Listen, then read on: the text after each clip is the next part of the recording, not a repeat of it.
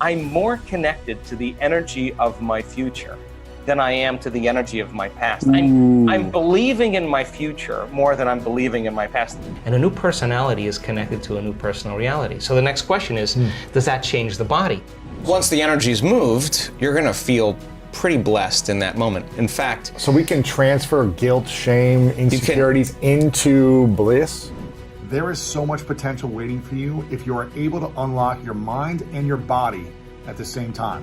And this is why in this video we bring Joe Dispenza to share some of the greatest lessons on how to do just that. If you enjoyed this video, make sure to click the like button, subscribe to this channel, and let me know your biggest takeaway in the comments below.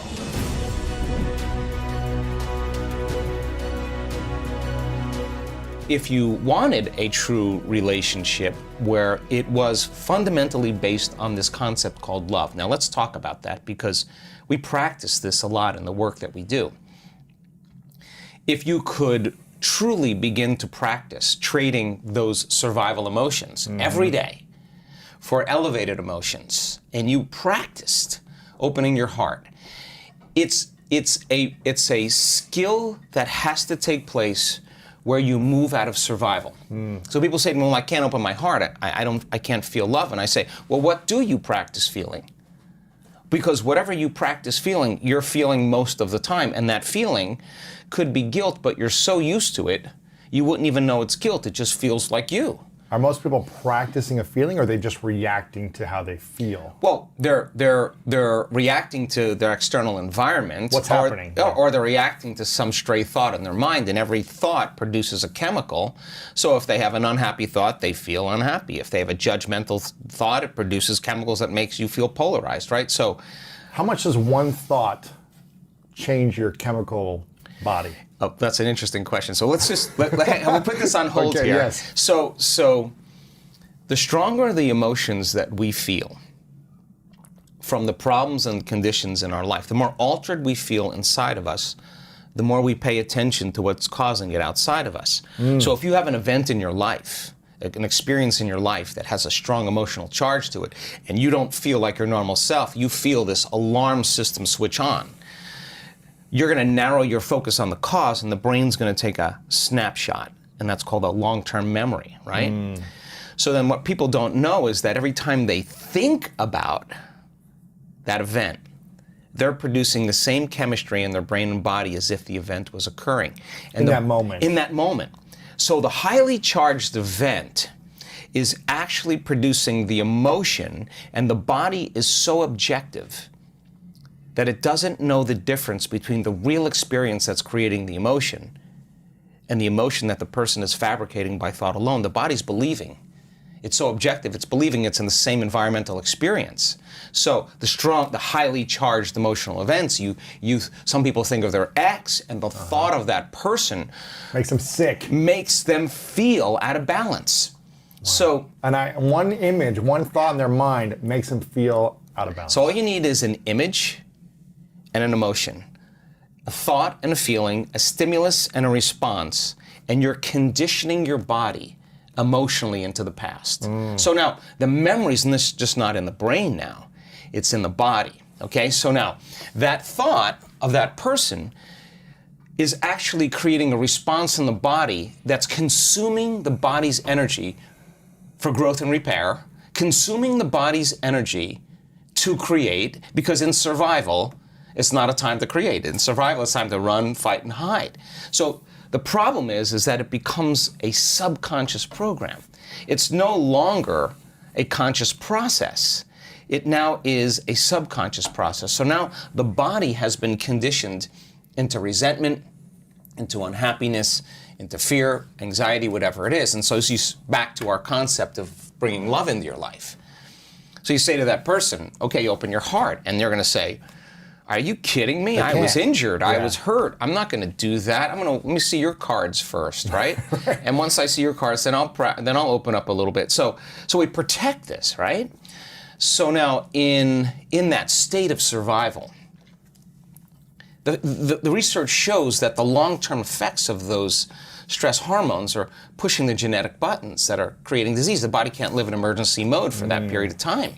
So in a sense, the person is making themselves sick by thought alone. Their thoughts are making them sick, literally. So the problem is now the body is conditioned into the past, and it's the mind. Now once the body is the mind? The body becomes the mind emotionally. So now all of this energy is stored in the body, and now the person now has to leave their unhappiness and step out into the unknown. They have to get out of the familiar feelings that has defined them. So they'll say, I can't really feel joy. I can't really feel love. And what they're really saying is, I've been conditioning my body emotionally so much into the past that I can't feel anything else other than what I know. Anger, resentment, pain, suffering. Psychology calls those normal human states of consciousness. Those are altered states of consciousness. So normal states of consciousness are these kind of negative feelings? No, I'm saying that those states of survival, people say anger, fear, those are normal things. Gotcha. No, those are in survival. Those are altered states. The survival chemicals are actually knocking your brain and body out of balance. You're out of balance in that moment. Mm-hmm. And if you keep doing that, the imbalance is now the new balance. And now you're altered emotionally. So back to the concept of love. Mm-hmm. So the person can theoretically, intellectually, philosophically say, oh, I want this type of person. She's got to be this way. He's got to look this way. He's got to be like this. And they're basically saying, I want something that represents all the things that I no longer want, right? And so they're creating with their brain and mind, which is perfect. The problem is that if you can't feel the emotion of your future, your manifestation of love before it's made manifest. Like people say, well, when my relationship happens, when I find Mr. Right, then I'm going to feel love. Like waiting for the outer environment to change, to take away this feeling of anger, resentment, emptiness. But they forgot that they create reality. In other words, when it finally appears that I'm going to feel love, that's cause and effect. We're waiting for something to happen. If you're feeling the lack and the emptiness, then you're keeping your relationship at arm's length because you don't have the magnetic field to draw to you.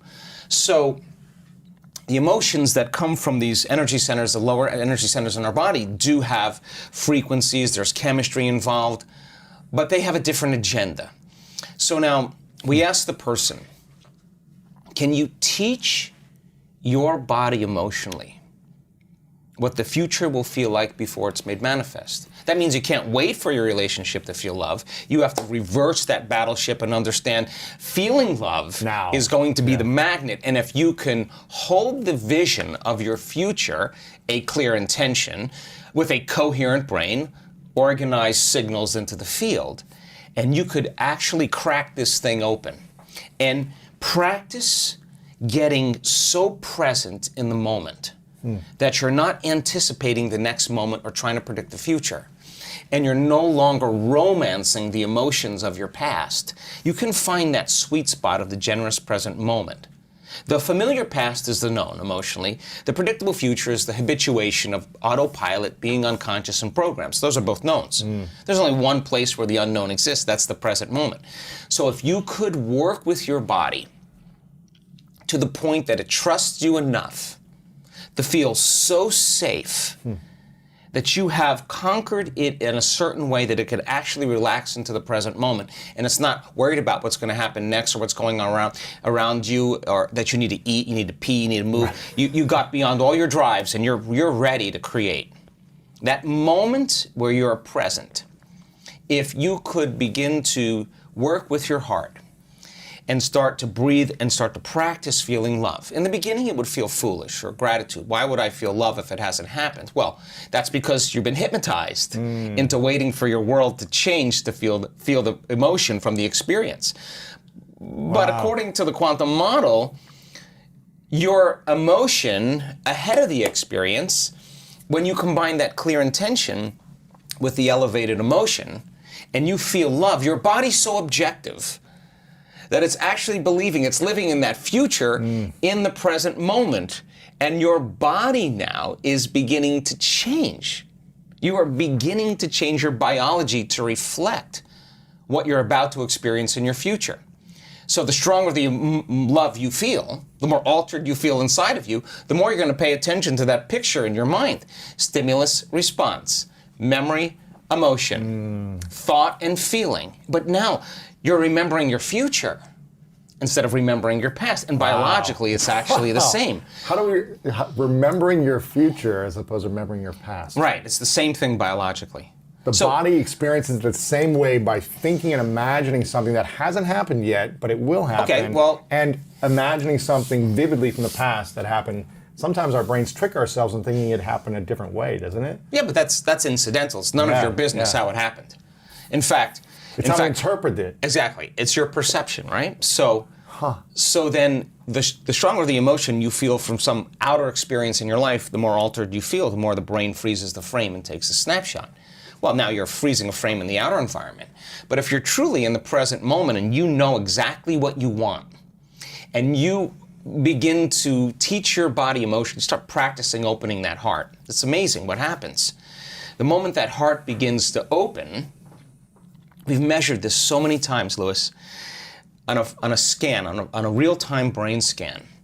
When the heart moves into this kind of rhythm, when you're feeling frustration, when you're feeling impatient, when you're feeling resentment, you are stepping on the gas pedal and you're stepping on the brake at the same time, and the heart is pumping against a closed system, and it causes an erratic beat. It becomes incoherent.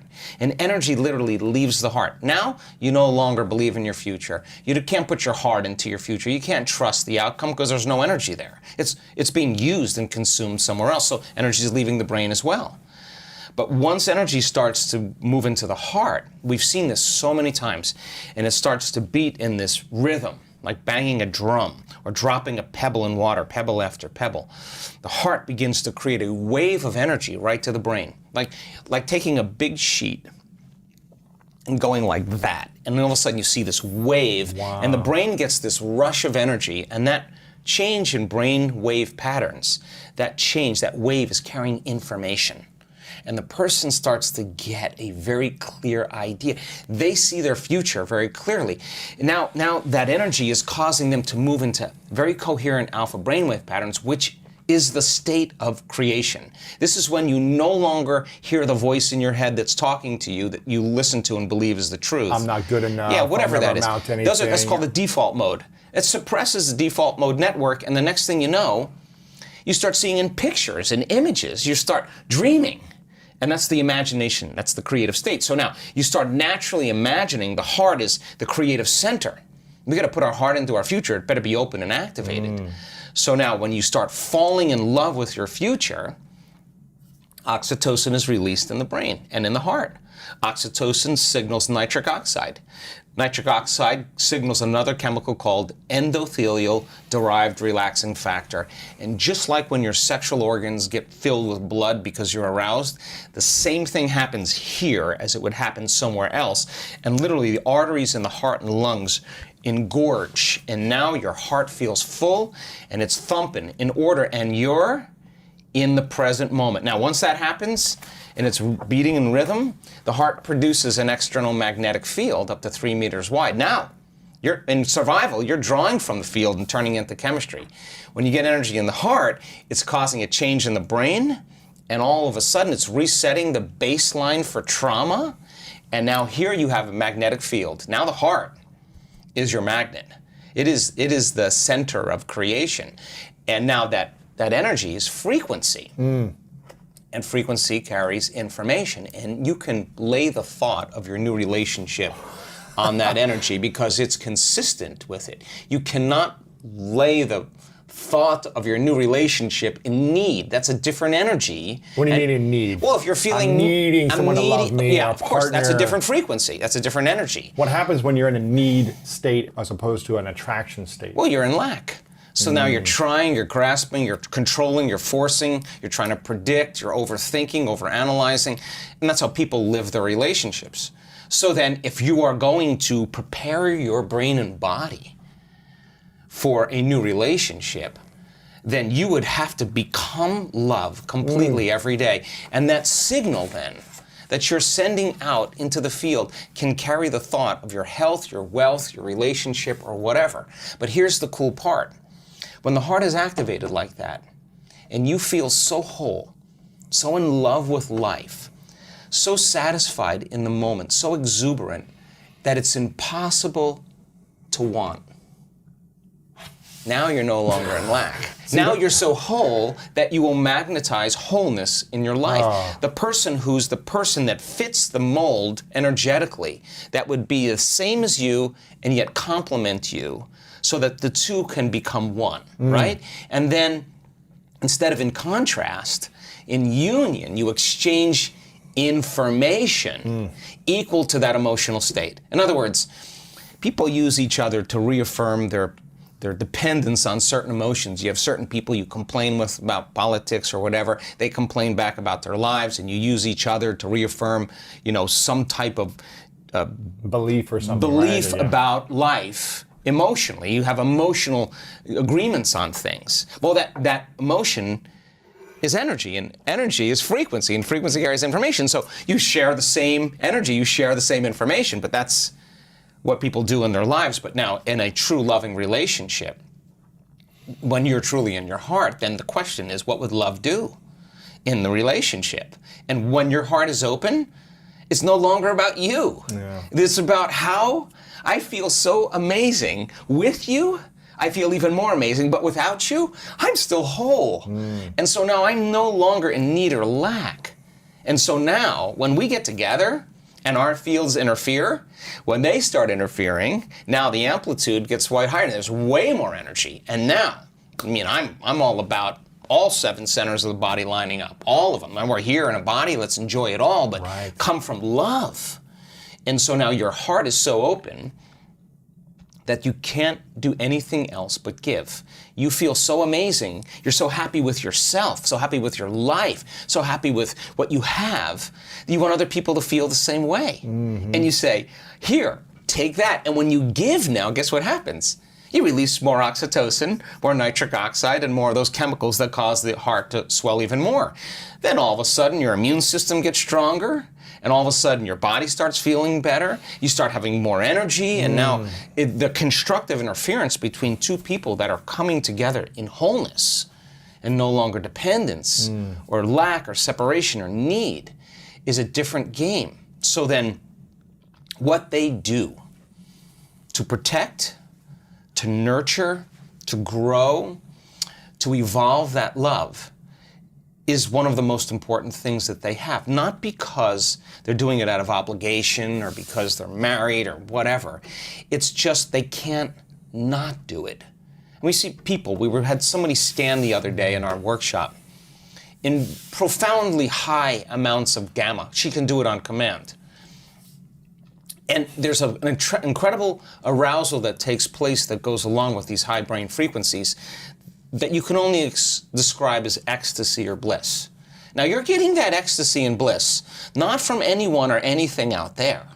No drug, no person, no football game, no shopping spree is doing that. It's somehow inside. It's coming from within. Like, what is that connection that you have?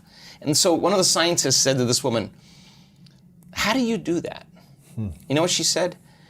I have difficulty not doing it. I can't not do it when I'm in a it's too when I'm doing this, it's too good. So now that could be a constant feeling in your life. So now what, love? Independent of anyone or anything, it's coming from within you. Okay? So think about this. Whether you're in a relationship or single. Doesn't matter, you're whole. Your love is not wavering, it's constant, right? So now imagine having this feeling. And when oxytocin is released, what most people don't know is that it seeps into the amygdala.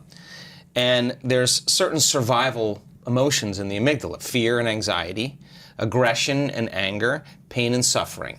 And it literally shuts the lights out in those circuits in the amygdala. And there's only one thing left: love and joy, right? So now this person is suppressing the survival centers, resetting the baseline of the past, how they perceive the past. And now the research on oxytocin shows that when you have just a slight level of increase, and our research shows our students are way outside of normal, that it's impossible to hold a grudge. You know why? Because the feeling feels so good.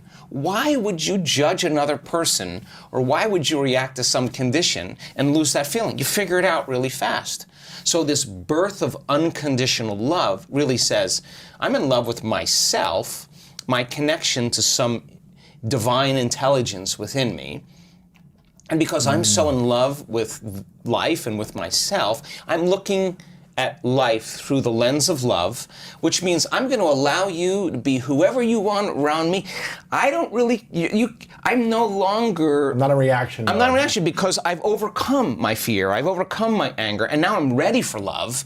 And now that relationship that you have, if you find that equal, that's a needle in the haystack, because now it's a vibrational match. Right. And so as long as you're evolving, as long as I'm evolving, as long as we're sharing the same ideals, as long as we're working together, as long as we have our independence, and as long as we come together and we bring our best, and I say to you, how was your day? I mean, what did you learn? Or let's start our day. So how are you going to be today? Come on, let's just support each other. So what are the programs you're going to stay away from? Are you going to rush? You know, what did you do yesterday that you want to improve today? How can I support you? How can I love you in that? You want to text at noon? What do you need? And then, how am I going to be? Okay, tell me how you can vocalize it, articulate it, so that now I understand your intention and I can support. That's good. And so then, when the person can articulate it, what are they doing? They're rehearsing in their mind who they're going to be, and so now they're becoming conscious of that future. And then they have to work on staying conscious of their unconscious programs, and by articulating that, they're going to not let those thoughts slip by as well. So then, now you have two people in evolution. It's no longer about all the other things. It's not about the money. It's not about the sex. It's not about the weight. It's not about the diet. Those are all things that we already know. This is something else. This is a whole nother level where when you exchange and evolve on this level, it's the most important thing, because now you see that person as a mirror. Oh my God, she did amazing. I'm in love with her. I admire her. Wow, she's got it going on. She executed today. She got her behaviors to match her intentions, and I want to celebrate her. Like wow, I'm in awe. That to me, you don't work on that. You work on you. Everybody works on themselves, and then they bring their best. And if they're not at their best, excuse yourself and get back to your best. And if you tell me it's that person or that circumstance, we went back to the unconscious program of being a victim. Nothing wrong with that. Nothing wrong with reacting. But the next question is, how long? I'm going to stay in this mode. Right. Or do you want help getting out? Right. Yeah, right? So I think that when you start feeling those elevated emotions and your energy is synchronized, right? And you got a Wi-Fi signal. Right. You got a signal. You're connected. You're 5G. You're connected. And you're connected. And what are you connected in? In this sense of wholeness, this sense of love, this sense of joy, this satisfaction with yourself and your life. And when I watch this, Louis. I mean, people come to our events for all kinds of reasons. Some people come for health. Some people come for wealth. Some people come for relationships. It's really funny, and they show up. Angry people.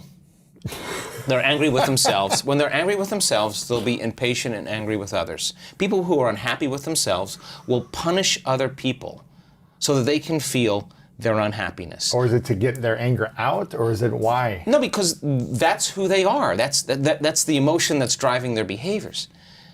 People who are in love with themselves will find love in others. People who are happy with themselves will find something that they can connect with. They won't see all the flaws. They'll see some part of them that they want to enjoy. I mean, so if you're in a relationship and you've scrubbed the cupboard and you've taken out all those skeletons and you've looked at them and you said, I don't want to bring this into my relationship. I don't want my insecurity to be there. I don't want my fear to be there.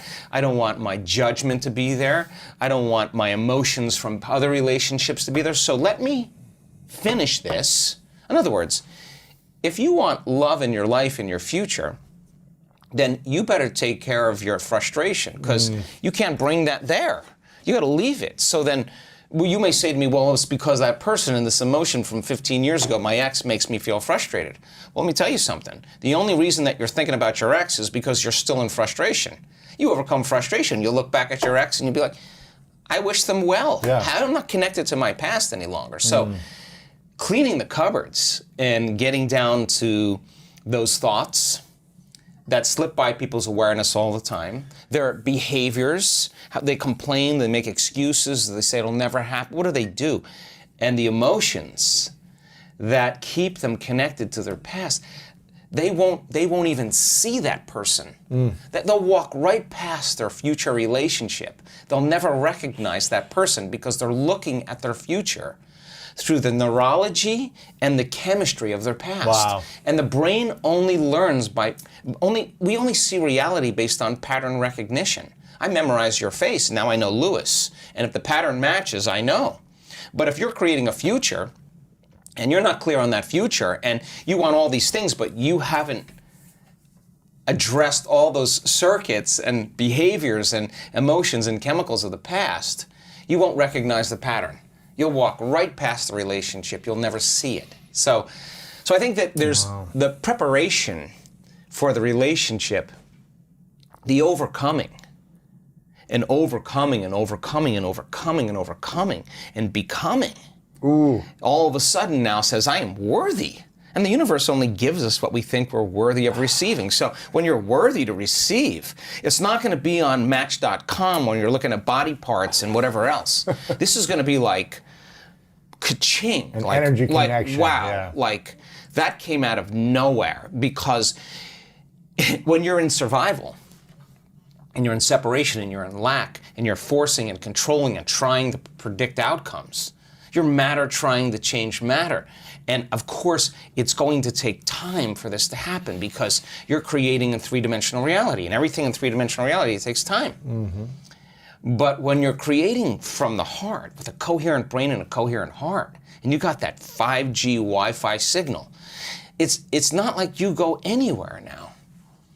The experiences are coming to, you're drawing the event to you. So we spend a lot of time bonding with our future emotionally. I have colleagues of mine who look at our data on oxytocin, and they're like, listen, oxytocin levels go up during, in a relationship, the honeymoon stage of a relationship, and monogamy is created because of those chemicals, or a female mammal is bonding with her offspring. That's exactly right. I want our people, our students, to bond and fall in love with their future just like they do with somebody else. And when you're bonded to your future, no person, no circumstance, no thing is going to remove you from it. So then, if you fall from grace during the day, then the next question is, what person, what circumstance caused me to disconnect from my love in the future? And let me rehearse in my mind, if I have that same circumstance, how I'm going to overcome it. And now you're worthy of love. It's no longer the person or the event. It's just you're doing what it takes to stay in the emotion of your future. Your body is aligned emotionally to that future. So great doing it with a meditation. That's easy. But now the real game is open your eyes. Open your eyes. It's happening. Open your eyes and be in the initiation of life and stay in that place and just know that your future is going to happen. So being able to activate the heart and breathe in there and get the body out of survival and start working with it like it feels safe enough to create. Once energy makes it here, you're going to get some really good ideas. Yeah. You're going to see things you never thought of seeing. You're going to feel things you never thought you'd feel. And the images that you're creating, what are they doing? The thoughts that you're creating, they're making more of those chemicals. And now you're feeling more of the feeling of your future before it happens. You're giving your body a sampling, a taste of the future before it's happened. Keep doing that enough times, and that feeling is going to become very familiar to you.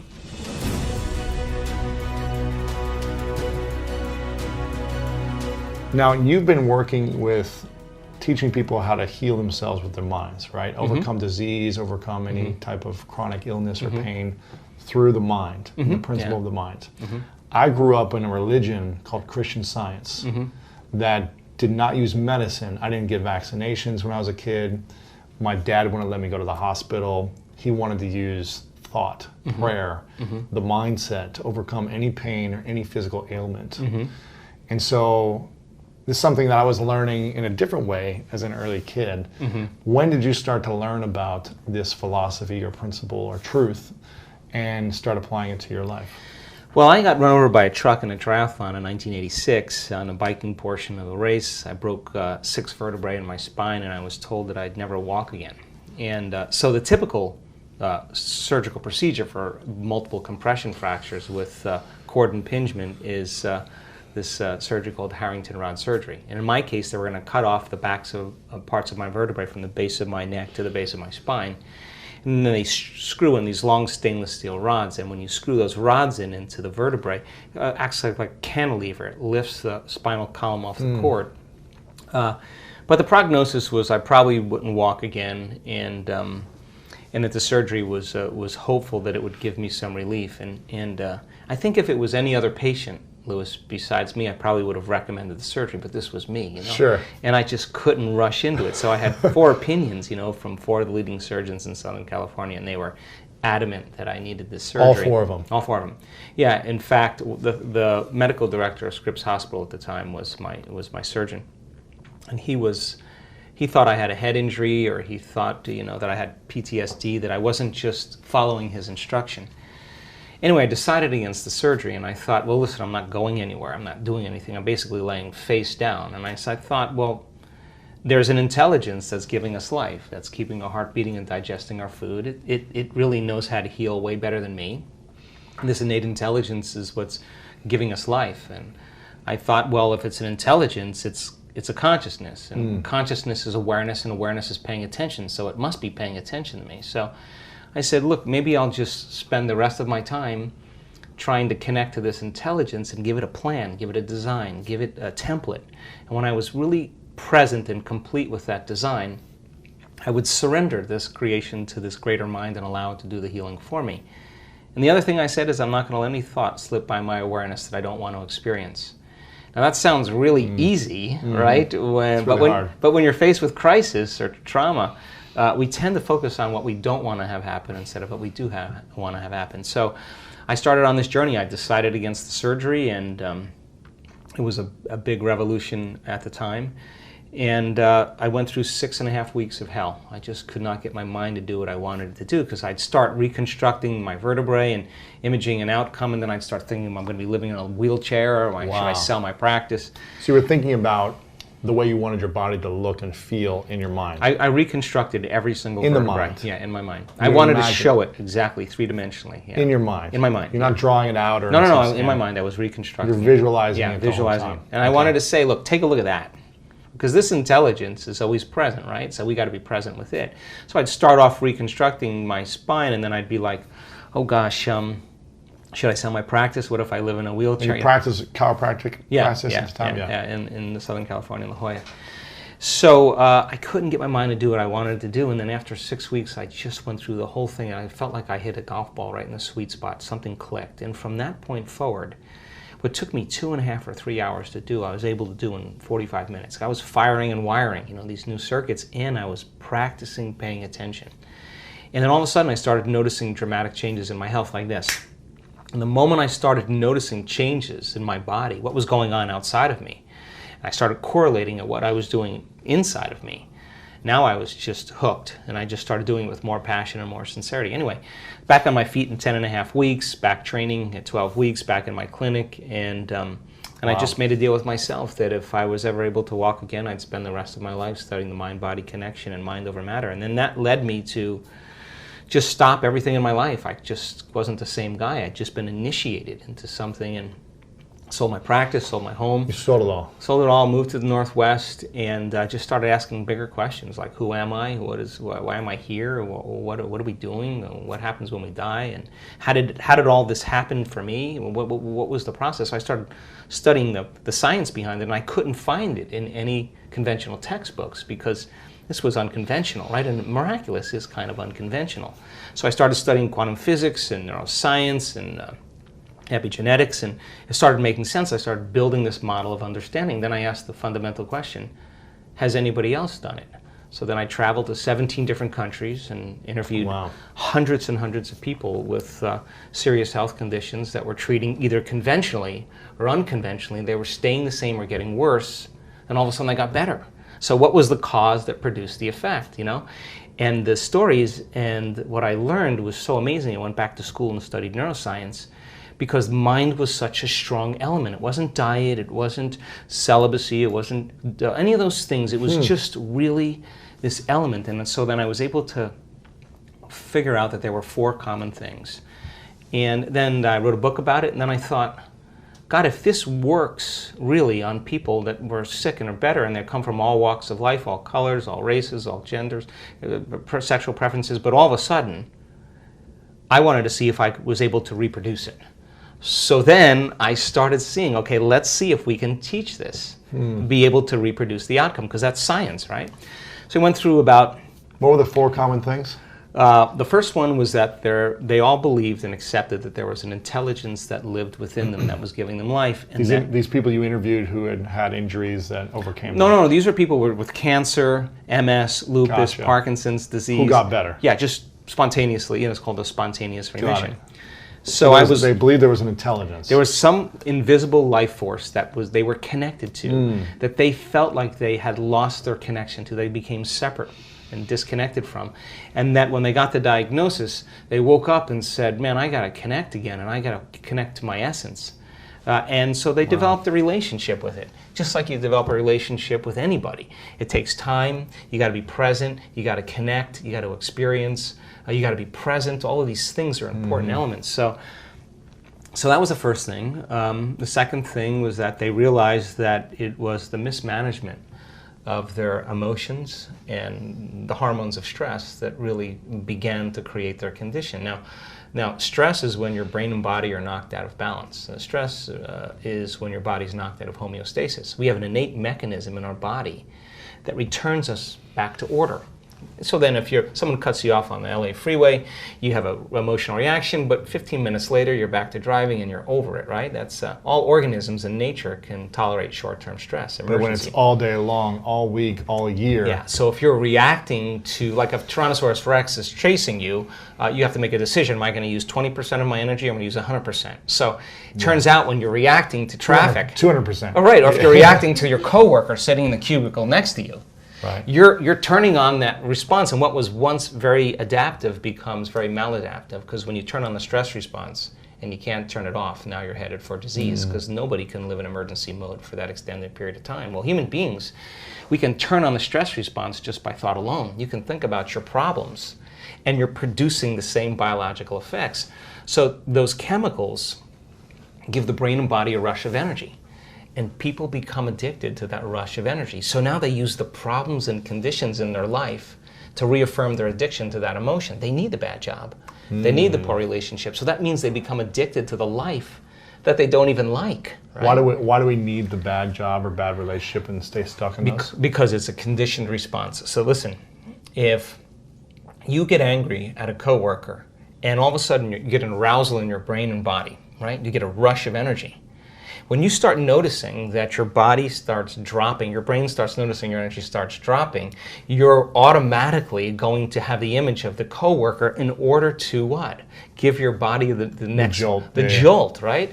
So all of a sudden, people become addicted to their own thoughts, right? So these people realize that, oh my God, I've been mismanaging my attention and energy, and I gotta get beyond my past. I got to get beyond these emotions. I got to make some big changes. I got to break the habit of being myself. I got to stop being this person. Now, that sounds really good theoretically and philosophically, but change is such a hard thing, really hard. Right? Because the moment you come back to your senses and you step back into your life and you see that person, or you go to that place, or you're with that experience, so many people are unconsciously reacting in their thoughts and feelings to everything in their environment. So now their environment is controlling how they think and feel. So they realize that in order to change, you got to change the environment. They got to be greater than their environment, greater than the conditions in the world, greater than the circumstances. Be mindful of that every time it comes up. To be like, okay, I'm going to think differently. Right. I'm not going to react this way. I'm not going to go back. I'm not going to go back, because the moment you start reacting emotionally, emotions are a record of the past. And if those emotions are driving your thoughts, you're thinking in the past. And if you can't think greater than how you feel, and you believe your thoughts have something to do with your destiny, you're creating more of your past, right? So it turns out that the repetition of thinking and feeling and feeling and thinking, these loops that people get caught in, condition their body to subconsciously become the mind of that emotion. Which means now their body as their unconscious mind is believing they're living in the same past experience 24 hours a day, 7 days a week, 365 days a year. What's the relevance behind that? Well, the latest research on genes says genes don't create disease. It's the environment that signals the gene that creates disease. The emotional environment or the physical environment? Your environment, any environmental reaction. But if you're reacting emotionally to your environment the same way, you're signaling the same gene in the same way, and now you're headed for a genetic destiny. So the hormones of stress push the genetic buttons that create disease. If you can turn on the stress response just by thought alone, your thoughts could make you sick. And if your thoughts could make you sick, is it possible that your thoughts could make you well? So they began to realize that, oh my God, the repetition of thinking and feeling and feeling and thinking caused me to feel guilt, and I don't even know it's guilt, it just feels like me. It's just, I'm used to this same chemical continuity. Now, the moment they decided to change, anytime you decide to change and change anything about yourself, get ready because it's going to feel uncomfortable. It's going to hurt. You're going to leave the known. Yeah. You're going to leave the familiar and you're going to step into the unknown. Even if the familiar is uncomfortable and painful, Right.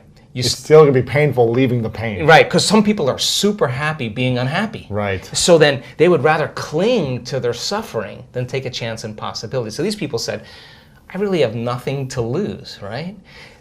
So then they said, I'm willing to be uncomfortable and be in the unknown. And it turns out that's the perfect place to create from. So when the body is conditioned to become the mind, then to change is to be greater than the body, right? How do we become greater than the body? Well, that's a whole nother conversation. But let me finish this, okay? So the third thing they said was, okay, so now that I know that I got to break the habit of being myself and I can't mismanage my thoughts and feelings, I got to change how I act, I got to watch how I speak, I got to become conscious of how unconscious I am, because 95% of who we are by the time we're 35 years old is a set of memorized behaviors, like a computer program, emotional reactions, unconscious beliefs and perceptions.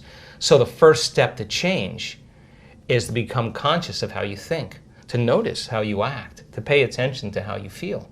And the act of observing those states of mind and body separates you from that program. Now you're the consciousness observing that program. And it turns out the more conscious you become of how unconscious you are, lighting a match in a dark place, that first step creates enormous amounts of chaos in the brain and body.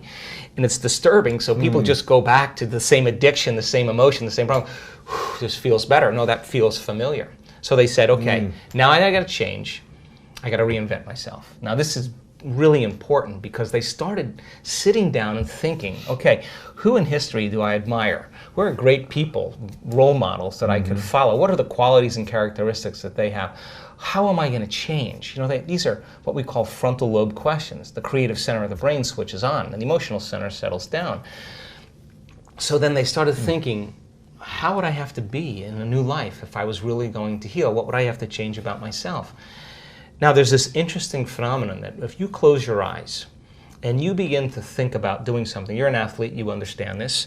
If you're a background in football and you are running a pattern or you are doing something, you would rehearse it in your mind. Yeah. Turns out that the act of mentally rehearsing something when you're truly present, your brain does not know the difference between what's going on out there and what's going on in here. In fact, your brain will begin to look like you've been doing it for the last 5 days and you've never run the course. So now your brain is no longer a record of the past, because typically it is. Now it's a map to the future. So now you're priming your brain. So that became the very platform. Experiments with piano players. You take a group of people that never played the piano before. You divide them into 2 different categories. You take one group of people, you teach them one-handed scales and chords. You do a brain scan on them. They come and practice for 2 hours a day for 5 days. At the end of 5 days, if you rescan the brain, they grow new circuits on the opposite side of the brain. Nothing magical there. You learn something new. Learning's making new connections. Get some instruction. You get instruction. You get your body involved. You get your body involved, you're going to have an experience. Experience enriches the brain. Pay attention to what you're doing. You got to pay attention and repeat it. Firing and wiring. You're going to assemble new circuits. You can take the other group of people, have them come for 2 hours a day for 5 days, do a brain scan before, the brain scan after. Have them close their eyes and mentally rehearse playing those scales and chords. At the end of 5 days, they'll grow the same amount of circuits in their brain as the people who actually physically demonstrated the action. What does that mean? It means not only do they change their brain by thinking differently, but their brain looks like they've been playing the piano for 5 days. Now set them in front of a piano. Never played the piano before. They'll play those scales and chords because their brain is wired to play it. So now, the act of rehearsing who they're going to be, what are the qualities, and beginning to get in this creative state, began to lay down the circuits of a new personality. And a new personality is connected to a new personal reality. So the next question is, does that change the body? Take a group of men, have them do one-handed curls in their mind, and bring an emotional component like stronger, harder, more intense, 1 hour a day for 2 weeks. At the end of 2 weeks, 13.5 increase in muscle strength. Wow. Never lifted a weight. Now their body is changing by thought alone. Huh. So these people began to reprogram their brain and body. And all of a sudden, they began to act differently. Why? Because they installed the circuits. They began to think differently, of course. They began to feel differently. They were no longer feeling pain. They're actually liking themselves, right? So then if they're living by a different emotion, and they're feeling an elevated emotion before they're healing, before they were healed, they're not waiting for their healing to feel joy and gratitude. They're feeling gratitude and joy. Now their body's believing that it's healed because the body's feeling the emotion ahead of the experience. And if the environment signals the gene and the end product of an experience in the environment is emotion, you're signaling the gene ahead of the environment. And what do genes do? Genes make proteins. And what are proteins responsible? The structure and function of the body. Now you're literally becoming somebody else. And now you're turning down the genes for disease and you're turning up these other genes. So I started to realize that this reinvention process is exactly what we've always done. It's just that we get complacent in certain areas of our life and we stop. Now the last thing they had in common, the fourth thing, is that when they were doing that rehearsal process, that they had long moments where they lost track of time and space. In other words, they were so involved in their inner world of imaging that when they turned the light on in the room or they lift their blindfold up or whatever they were doing, they thought it was 20 minutes later, and it was an hour and 20 minutes later.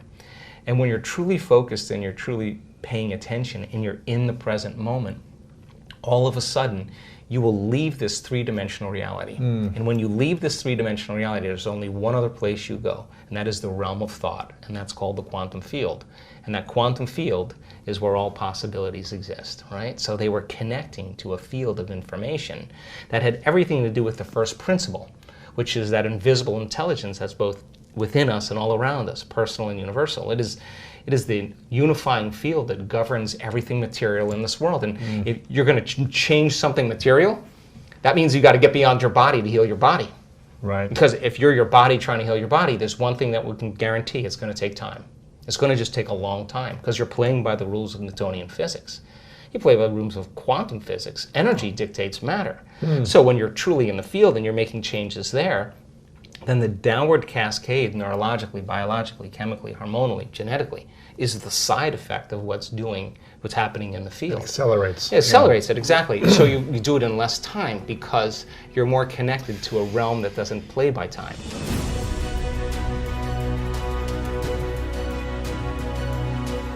How quickly can we heal something that's been inside of our body, inside of our mindset for decades that we've never let go of? Yeah. And it's a part of us. How quick are we able to do that from past trauma? Yeah. Well, here's the deal with trauma, and it's kind of an interesting thing because when you're traumatized, some threat or some danger or some condition in your outer world through your senses is changing how you feel in your inner world.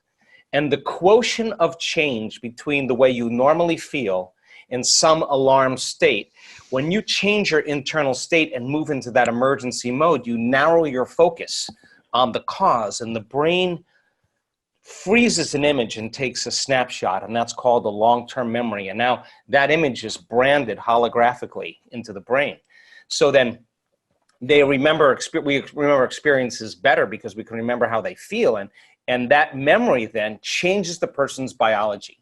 So they think neurologically within the circuits of that experience, and they feel chemically within the boundaries of those emotions, and how we think and feel becomes our state of being. So now the person biologically is changed, and many times it's the strong emotion that begins to select and instruct the gene that creates disease. Why?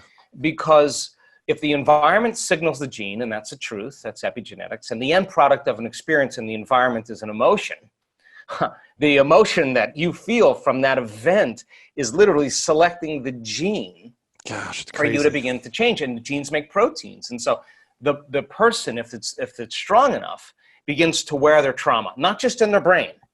Now it's in their body, because every time they think about that trauma, every time they review it, every time they keep creating the imagery, they keep firing and wiring the circuits in their brain, and they keep feeling the feeling emotionally in their body. And their body is so objective that it's believing it's living in the same past experience 50 to 100 times a day. And all you need is a stimulus and a response, an image and an emotion, a thought and a feeling, and you're conditioning the body into the past. Well, you're conditioning the brain and body into the past. And it doesn't matter if the actual event happened to you or not, because if you have the image, what I'm hearing you say, it's still going to connect to the body. So like what's happening right now is people are consuming probably more than 50, 100 pieces of media talking about trauma in the world right now. Right. Is that causing more physical damage on our bodies without actually having it physically hurt us?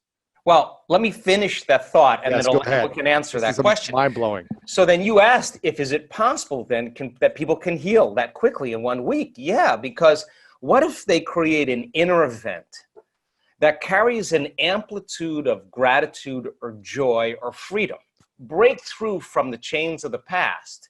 And when the body is liberated and you feel that elevated emotion, the stronger the emotion you feel from that breakthrough, the more you're going to pay attention to the image in your mind. And now you're beginning to brand new circuitry in the brain, and your body's being conditioned into a new future. And the stronger the emotion you feel, and the more you pay attention to the picture, the more you're conditioning the body over time to the future instead of the past. So now you keep knocking on that genetic door emotionally, then that emotion ultimately signals a new gene that upregulates that gene to produce better proteins. And the person then all of a sudden starts healing. And we have research to show that people can do that in 4 days, signal genes to reduce cancer cells and growth, to signal stem cells to suppress, to go to active tissues and repair them and regenerate them and suppress inflammation.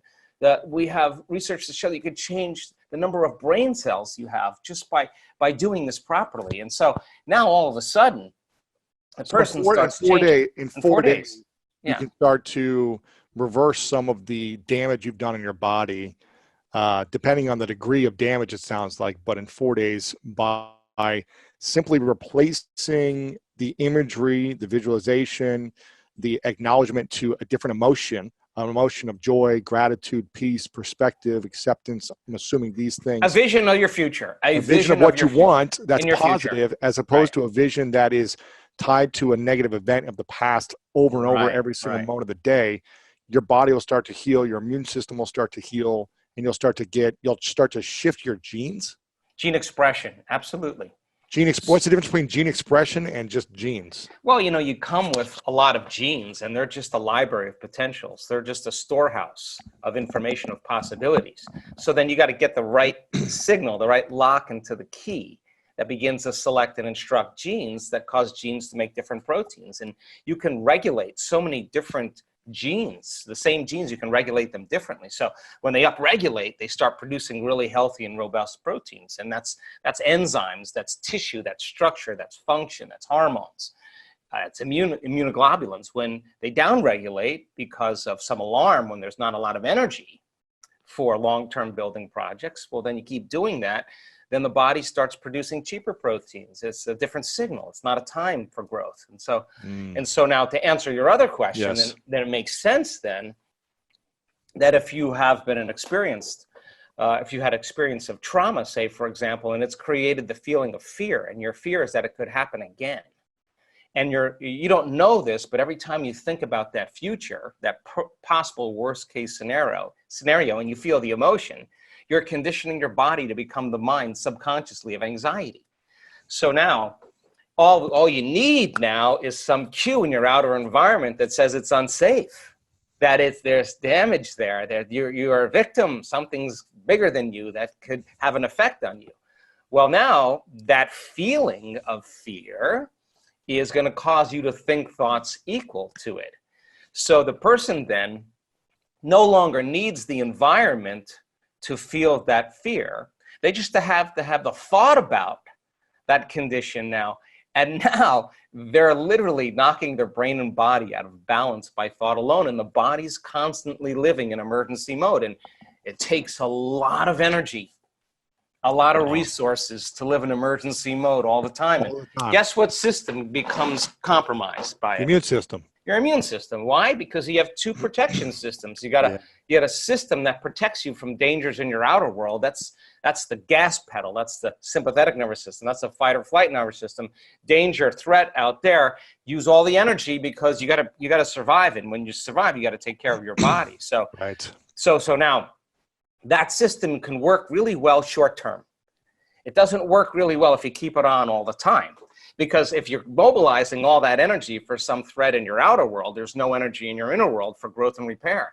There's no energy for long-term building projects. And energy leaves the brain and it leaves the heart and it moves into these lower centers because now you're tapping the body's resources because there is an emergency. But whether the emergency is real or imagined, whether your anger is valid or justified or not, that you're tapping the body's very energy to heal by doing this. And the immune system says, well, we're part of really the other nervous system. We're the brake. We're the clutch. We need to get into relaxation. We need to get back into balance again.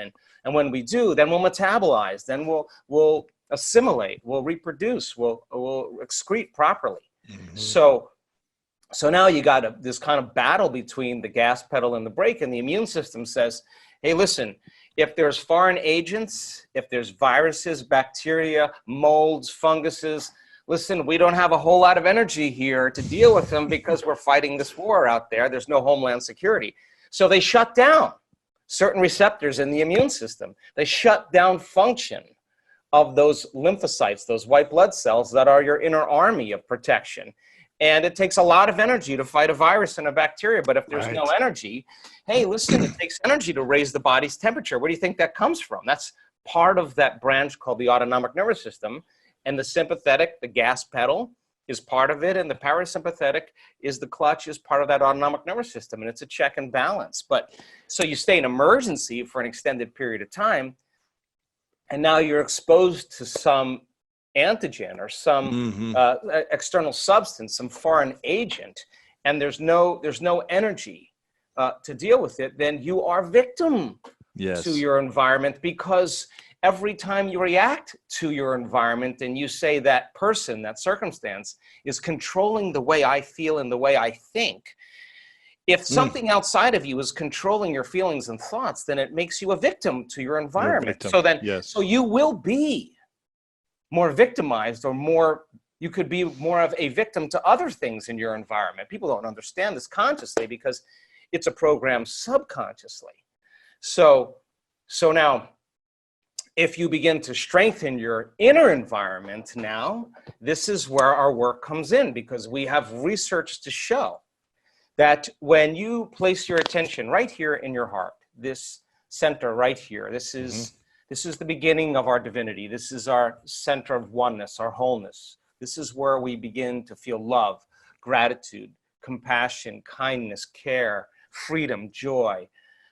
It's all these elevated emotions that are heartfelt emotions. That our research shows that when you begin to teach people how to open this center, and you teach them a formula on how to practice it, that if they did that for 4 days, that they would begin to strengthen their immune system by 50%. And now let me tell you why. Because in the center is your heart, but what most people don't know, there's another gland in there called the thymus gland. Thyme leaf, it's named after the thyme leaf. And the thymus gland has two functions. It has an endocrinological function. It makes growth hormone. That's our youth center. And it makes strong immune chemicals, and it has an immunological function. So when you're living by stress and your heart is racing and you're stepping on the gas and the brake at the same time because you can't run, you can't fight, you can't hide, and you got the gas and the clutch going, energy is going to leave the heart and it's going to the adrenal center, and you're going to cause contraction in the arteries in your heart, and this center will shut down from blood flow. And so there's no energy in the heart. So you teach a person then how to begin to open the center and to start feeling elevated emotions through their heart. And you teach them how to switch or convert from the sympathetic nervous system to the parasympathetic nervous system. Well, all of a sudden now, this thymus gland, which normally shrinks with age, starting at puberty, the fountain of youth now, all of a sudden begins to get new blood flow. And there's new hormones that are signaled, like oxytocin and vasopressin, and all these different chemicals called nitric oxide and endothelial-derived relaxing factor, and the arteries in the heart begin to swell with energy and blood flow, and this center switches on, and now it says, man, this feels good, and this is a time for us to really get back into balance, and really let's strengthen our inner world now. And now all of a sudden, this thymus gland begins to make thymosin, which is an important agent that begins to make T cells. And T cells have little receptors on them called T cell receptors. And when those T cell receptors are robust and strong, those cells make proteins, and they make what's called antibodies or immunoglobulins.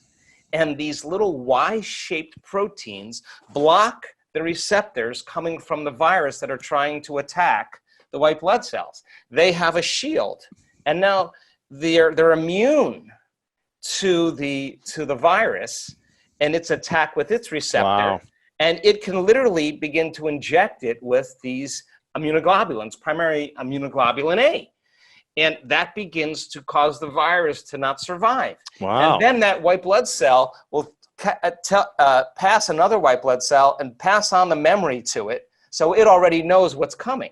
So now, all of a sudden, you're making these immunoglobulins, and now your inner world now can combat anything that's a foreign agent.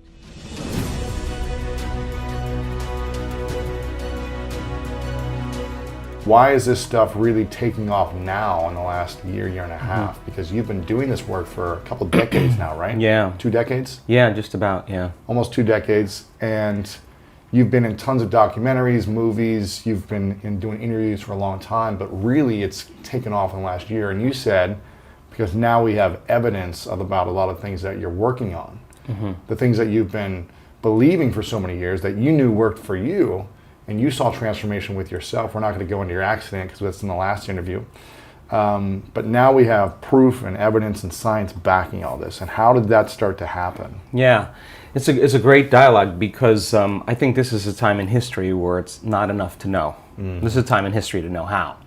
And if you rewind the tape 10 years ago, you know, information was the thing that stimulated thought, stimulated new ideas. And as we learn new things, we make new connections in our brains. So as we begin to add new stitches into that three-dimensional tapestry in our mind, we're beginning to cause our mind to function in new ways. But the key then is to apply it, to personalize it, to do something with it. And 10 years ago, when I got in front of an audience and talked about the application, nobody wanted to step outside that philosophical, theoretical, intellectual realm, right? Because doing something means you're going to have to change something about yourself. Painful. Yeah, you're going to get uncomfortable, right? And I think we're in an age of information, and in an age of information, ignorance is a choice. And because of technology, we have access to so much content, and information creates awareness. And awareness is consciousness, and you can't have consciousness without energy. They work together. So there's an energetic change, I think, that's taking place in the world right now where people are so informed that old models, old paradigms are beginning to break down, whether it's the medical model or the religious model, the education model, journalism, the economy, politics. It's all beginning to come to the surface because something else has to come out. And I think that one of the things that people are realizing is that you don't have to be a Buddhist monk to do this or a nun with 40 years of devotion. You just got to understand the formula. And just like any skill or anything you learn, you got to go from thinking to doing to being. You got to take knowledge, you create the experience, and if you keep doing it over and over again, you start getting a skill or you start getting wise about how to do it. And you know that you know how to do it. Well, in the last 10 years, we have assembled a scientific team, and let's see if you can really make significant brain changes. I don't want those changes to just be in your mind. I want them to be in your brain. I want to be able to see before and after pictures to say that person has a significant change after a traumatic brain injury or anxiety or depression or a cyclic mood disorder or a stroke. We want to see that there's been significant change. At the same time, let's measure your brain in real time and let's look to see what that transformation process looks like. And in the discovery, Lewis, of that process, we gained so much knowledge about what that transformational process looks like. In other words, I can tell you without a doubt that if you're analyzing your life right now within some disturbing emotion, that 100% of the time you're going to make your brain worse. If you think about your life, if you're stuck in an emotion, like you're frustrated, you're angry, you're fearful, resentful, and you're thinking within that emotional state. In other words, you can't think greater than how you feel. That means then you were thinking in the past because those emotions are a record or residue of the past. So we see people in the process of change that are analyzing in duality or polarity. That kind of drives the brain into higher states of arousal and further away from true change. So we've done thousands and thousands and thousands of brain scans, and we now know that there's a formula to create greater brain coherence, greater brain efficiency, to make your brain work better. And when your brain works better, you work better. At the same time, it requires a clear intention and an elevated emotion to begin to change your energy and to change your life. And nobody changes until they change their energy, right? So then how do you get a person out of resentment, frustration, into joy and freedom? Why would they feel grateful or joyful or free if the experience hasn't happened? So most people are spending the majority of their life waiting for something out there to take away their emptiness or pain or the resentment in here. Well, if they're waiting their whole life in separation or lack, then and we create reality, then the lack is driving certain thoughts, which is creating more separation and more lack. So teaching people then to begin to condition their body emotionally before the evidence takes place in their life is breaking a significant habit, right? Yes. So instead of living by cause and effect, now we're beginning to cause and effect. So the moment you start feeling whole and grateful, we now know your healing will begin at that moment. Yes. The moment you start feeling worthy and abundant, your wealth is coming. You're generating a certain amount of energy, a certain amount of wealth. And so how does someone feel worthy, though, if they've always been told they're not worth it? Yeah, well, so or that's the story they tell themselves. Yeah. Like, I'm not worth it because Yeah. she didn't say yes when I asked her on a date. Right. Because he broke up with me, because I got fired, because my parents left me. How am I worth it when there's so much evidence or story around a negative thing? Let's stop telling the story of your past and let's start telling the story of your future. And people who aren't defined by a vision of the future, for the most part, are left with memories of the past. Your brain is a record of the past. It's an artifact of everything you've learned and experienced to this moment. So most people wake up in the morning and they start thinking about their problems. And those problems are memories that are tattooed in the brain that are associated to certain people and things at certain times and places. So the moment the person wakes up clean slate, they start thinking about the problems they're thinking in the past. If you believe your thoughts have something to do with your destiny, well, there's a possibility that your past is going to be your future. Every one of those problems has an emotion associated with it. So then the moment you start recalling the problem, you start feeling unhappy. Now your body's in the past, because thoughts are the language of the brain and feelings are the language of the body, and how you think and how you feel creates a state of being. So people reaffirm their identity based on the past, right? And it turns out that the redundancy of doing that, conditioning only requires an image and an emotion. And most people are unconsciously conditioning their body into the familiar past, into the known. So now if you're in the familiar past and in the known, you're going to crave the predictable future, right? That's the known as well. And there's only one place where the unknown exists, and that's the eternal present moment. That's the sweet spot of the generous present moment. So you gotta labor to get that person beyond the emotions that keep them tacked or anchored to the past. And yes, It takes an effort to do that, but if you keep working with the formula, you'll reach that elegant moment where there's a liberation of energy. And now your body, as the unconscious mind, the objective mind, is not believing it's living in the same past experience 24 hours a day, because you're liberating the body from that emotional state. So you ask a person, why are you so unhappy? Why are you so frustrated? Why are you so resentful? The moment you ask that, their brain is going to associate that emotion to a past event. To a memory. To a memory. Yeah. That's because they have nothing to look forward to in their future. So if you're not being defined by a vision of the future, it just means to me that you're more in love with your past than you are with the future. So how do you teach people to believe in a future that they can't see or experience with their senses yet, but they've thought about enough times in their mind that their brain is literally changed to look like the event has already occurred? The latest research in neuroscience says that's absolutely possible. We know that. And how do you teach a person to select a new possibility in their future and begin to emotionally embrace that future before it's made manifest to such a degree that their body, as their unconscious mind, is believing it's living in that future reality in the present moment, and they're signaling new genes in new ways ahead of the environment. Now, till their body begins to change to look like the event has already occurred. We've proven that that's possible. Now think about this. So the more you think about your desired future, the joy, the gratitude, the feelings you want to have that are more positive, the more you think about it as a future thing happening, the more your body shifts now. Exactly. So your body is believing it's living in that future reality in the present moment. Now think about this. The stronger the emotion you feel from some condition in your life, the more altered you feel inside of you, the more you narrow your focus on the cause, and the brain freezes an image and takes a snapshot. And that memory now is embossed in the brain. It's branded in there.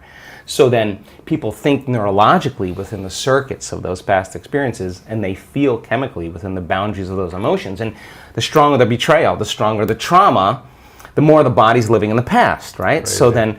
So how do you reverse that? So now, if you truly got passionate about a future, we've all done this. You get a wild idea in your mind and you start holding on to that vision and you're preoccupied with it. All of a sudden, the thought in your mind becomes the experience, and you start feeling the energy of the future. Yeah. Now, the stronger the emotion you feel from that vision, the more you're going to pay attention to the picture in your mind, and now you're remembering your future. And vice versa, the stronger you pay attention to the feeling of the past, pain, you're going to create the pain in this moment. Exactly. So it requires a coherent brain, and we now know that there's a formula for that, and we've got beautiful research to show that people can do it. They just have to practice. And it requires a coherent heart, because resentment, frustration, impatience creates a very incoherent heart. Yeah. And when that heart becomes incoherent, you stop trusting yourself. There's no energy there. You stop trusting in your future. Wow. So then, if there's physical evidence in your brain and body, physical evidence to look like the event has already occurred, it's quite possible you'll be thinking neurologically within the circuits of your future, and you'll begin to feel chemically within the boundaries of that emotion of your future. And how you think and how you feel is your state of being. And now your state of being is living in the future instead of the past. Now, the moment you disconnect from the emotion of your future because of traffic or some coworker or your ex or whatever people come up with, now you're back to the energy of your past. And now you're going to start looking for it, analyzing, why hasn't it happened? Well, if you're feeling the emotion of your future, why would you look for it? Because you would feel like it already happened, and that is the place where the magic happens. So then you can't just do this, get up, and then return back to your old state of being. You got to maintain that modified state of mind and body. How do you maintain it when life practice. happens? Well, let me finish. If I punch you in the face right now, how do you maintain? Well, of course.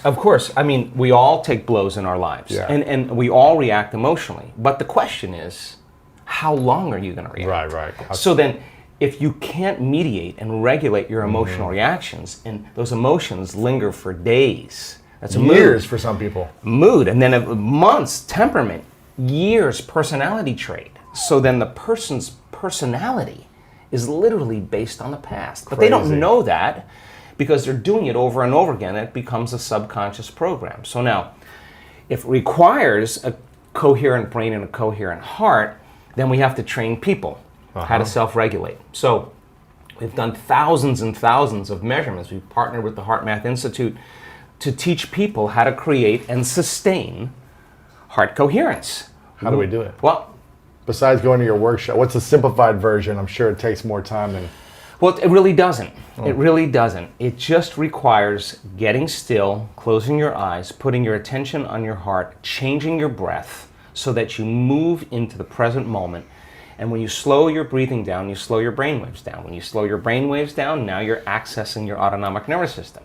So then you train a person how to open their heart and feel an elevated emotion. And it takes a little practice. And just like a flower that takes time to bloom, it takes a little bit of time. But if you work in trading the resentment, the frustration, or the impatience for gratitude, appreciation, and thankfulness, and you keep at it, there'll come a moment where that system switches on, and now you're feeling grateful for no reason at all. Now, that's not a bad thing, because gratitude, the emotional signature of gratitude, means something's happening to you. Something has happened to you. Yeah. You're receiving something, or you just received something. So your body then, when you're feeling gratitude, is in the perfect state of receiving.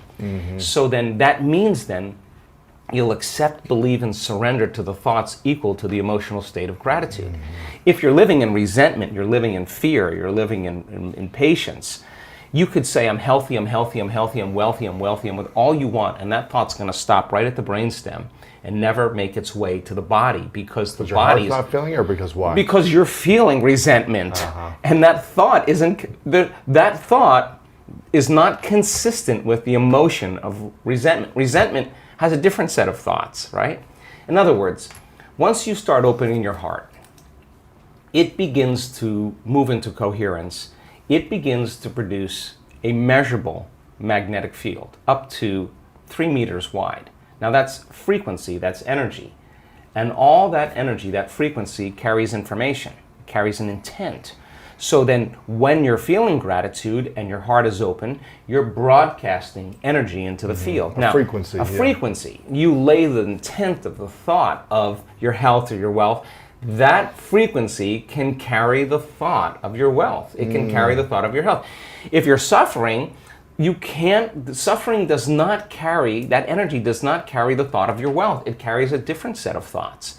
So then we're teaching people how to self-regulate, because if you're going to believe in that future that you're imagining with all of your heart, it better be open and activated. Right. And you better know how to self-regulate. And you have to know the moment you disconnect from the energy of your future because of some circumstance in your life and you lose that feeling, if you're practicing it on a daily basis with your eyes closed, then the next level is to be able to open your eyes and do it right in the moment and be able to self-regulate and change the frustration from some experience in your life back to the energy of your future. Now, that requires great awareness and great effort. But if you have a community of people that are practicing this on a daily basis and they're connected to their future, because that's where their mind is, they begin to want the future more than the emotions of the past. So we've done enough measurements now, Louis, to know that we can teach people how to do that, and we have evidence that people can sustain it for 45 minutes to an hour. It's a skill now. They know that they know how to do it. So now they have brain coherence and heart coherence. Well, once the heart begins to become orderly and coherent, it acts as an amplifier and it drives energy to the brain. So now the brain is getting more energy once the heart is open, and then you're thinking a different set of thoughts. And those thoughts produce different chemicals for you to feel more of that. And here comes nitric oxide from oxytocin, and then all of a sudden your heart literally starts to swell. It literally begins to open up, and there's more energy going there, and now you're coming from a different level of mind.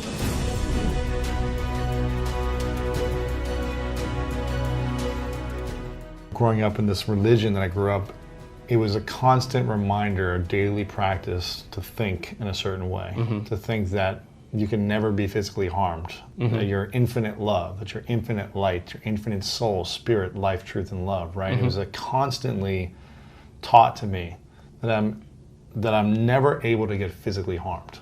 And that if you are, that means your thought is off, and you just have to recorrect your thought and you'll have a healing, right? It's a little extreme for some because, and if you're not, well practiced in it, and if you don't know how to really manage the thoughts and train, then you can hurt yourself. Yeah, You exactly. can really hurt your body, and that's, it happened. Right? Yeah. It happened for times. But I use this, philosophy, strategy, technique, idea in sports.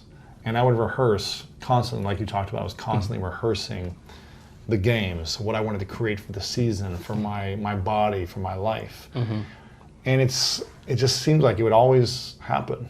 I would rehearse constantly over and over and get lost in my thoughts. You call it the quantum field, is that what you call it? So I was in the quantum field to be on the physical field. I was playing in the quantum field just like I'd be playing on the physical field. Exactly. And I remember I would watch game film of world record holders in track and field and football and watch them every single night and mentally rehearse the same movements they would have before I would fall asleep. And then I would practice the next day. But I was constantly rehearsing in my mind how I wanted to show up. I was rehearsing this moment. In my life, 10 years ago, I was rehearsing what I'd be doing this year in my life. Do you do this on a daily practice for yourself? And if so, how does that rehearsal look like? I do. So two things I wanted to say about that. I mean, first of all, this is really not for everybody. I mean, because it's like pregnancy. Either you are or you're not. I mean, there's no in between. A little pregnant? You can't be kind of a little pregnant. Either you are or you're not. And so you can't. Who is it for and who's it not for? Yeah. What I found is that when I started studying spontaneous remissions, it was for people who had reached the end of their emotional belief where there was no longer any answers. The doctors gave up on it, they had nothing else to do, right? And so they changed everything about themselves. And some of them were physicians, It's just going like, wow, well, what have I been doing? But now fast forward to today. I mean, in an age of information, ignorance is a choice. I mean, you got so much information. You don't need a doctor. You don't need a teacher. You don't need a priest or a minister to gain information. You don't need an authority, right? Technology gives us the very quick information. So now people are informed.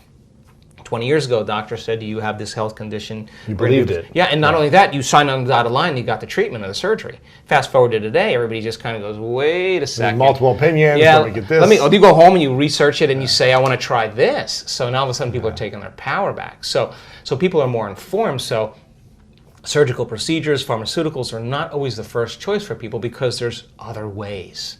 And people only do the best with what's available. So now information has scaled and changed the way people face off with health conditions.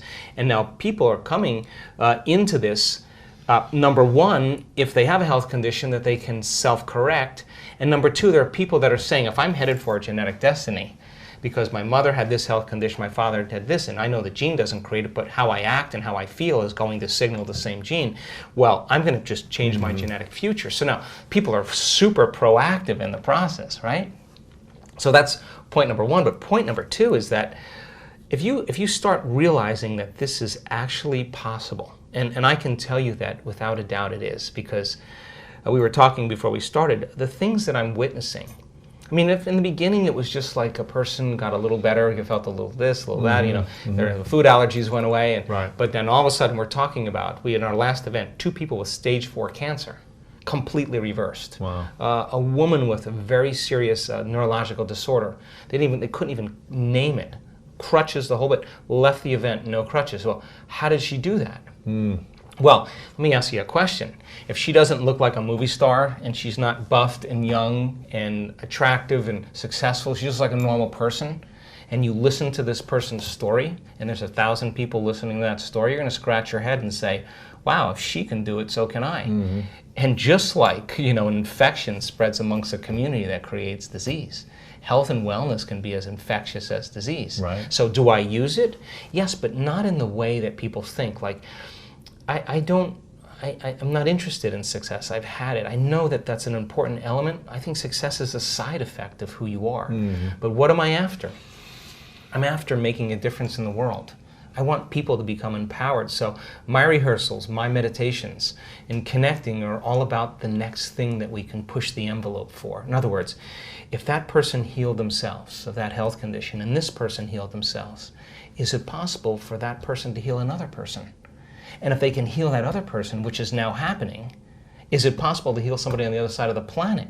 But you just have to build the model and then come up with the science to be able to piece it together. And science, turns out, is the language to help to demystify that process. So I now know, without a doubt, if you give people sound scientific information, and every time they learn something new, they're adding new connections in their brain. That's what learning is. Wow. And if they can begin to pay attention for just 1 hour, now they're causing jungles of neurons to begin to organize as a platform of understanding. If I say to you, now turn to the person next to you and explain what I said, and we do this in our events, if you can turn to the person next to you and explain what you said, you've wired it in your brain. What's the relevance of that?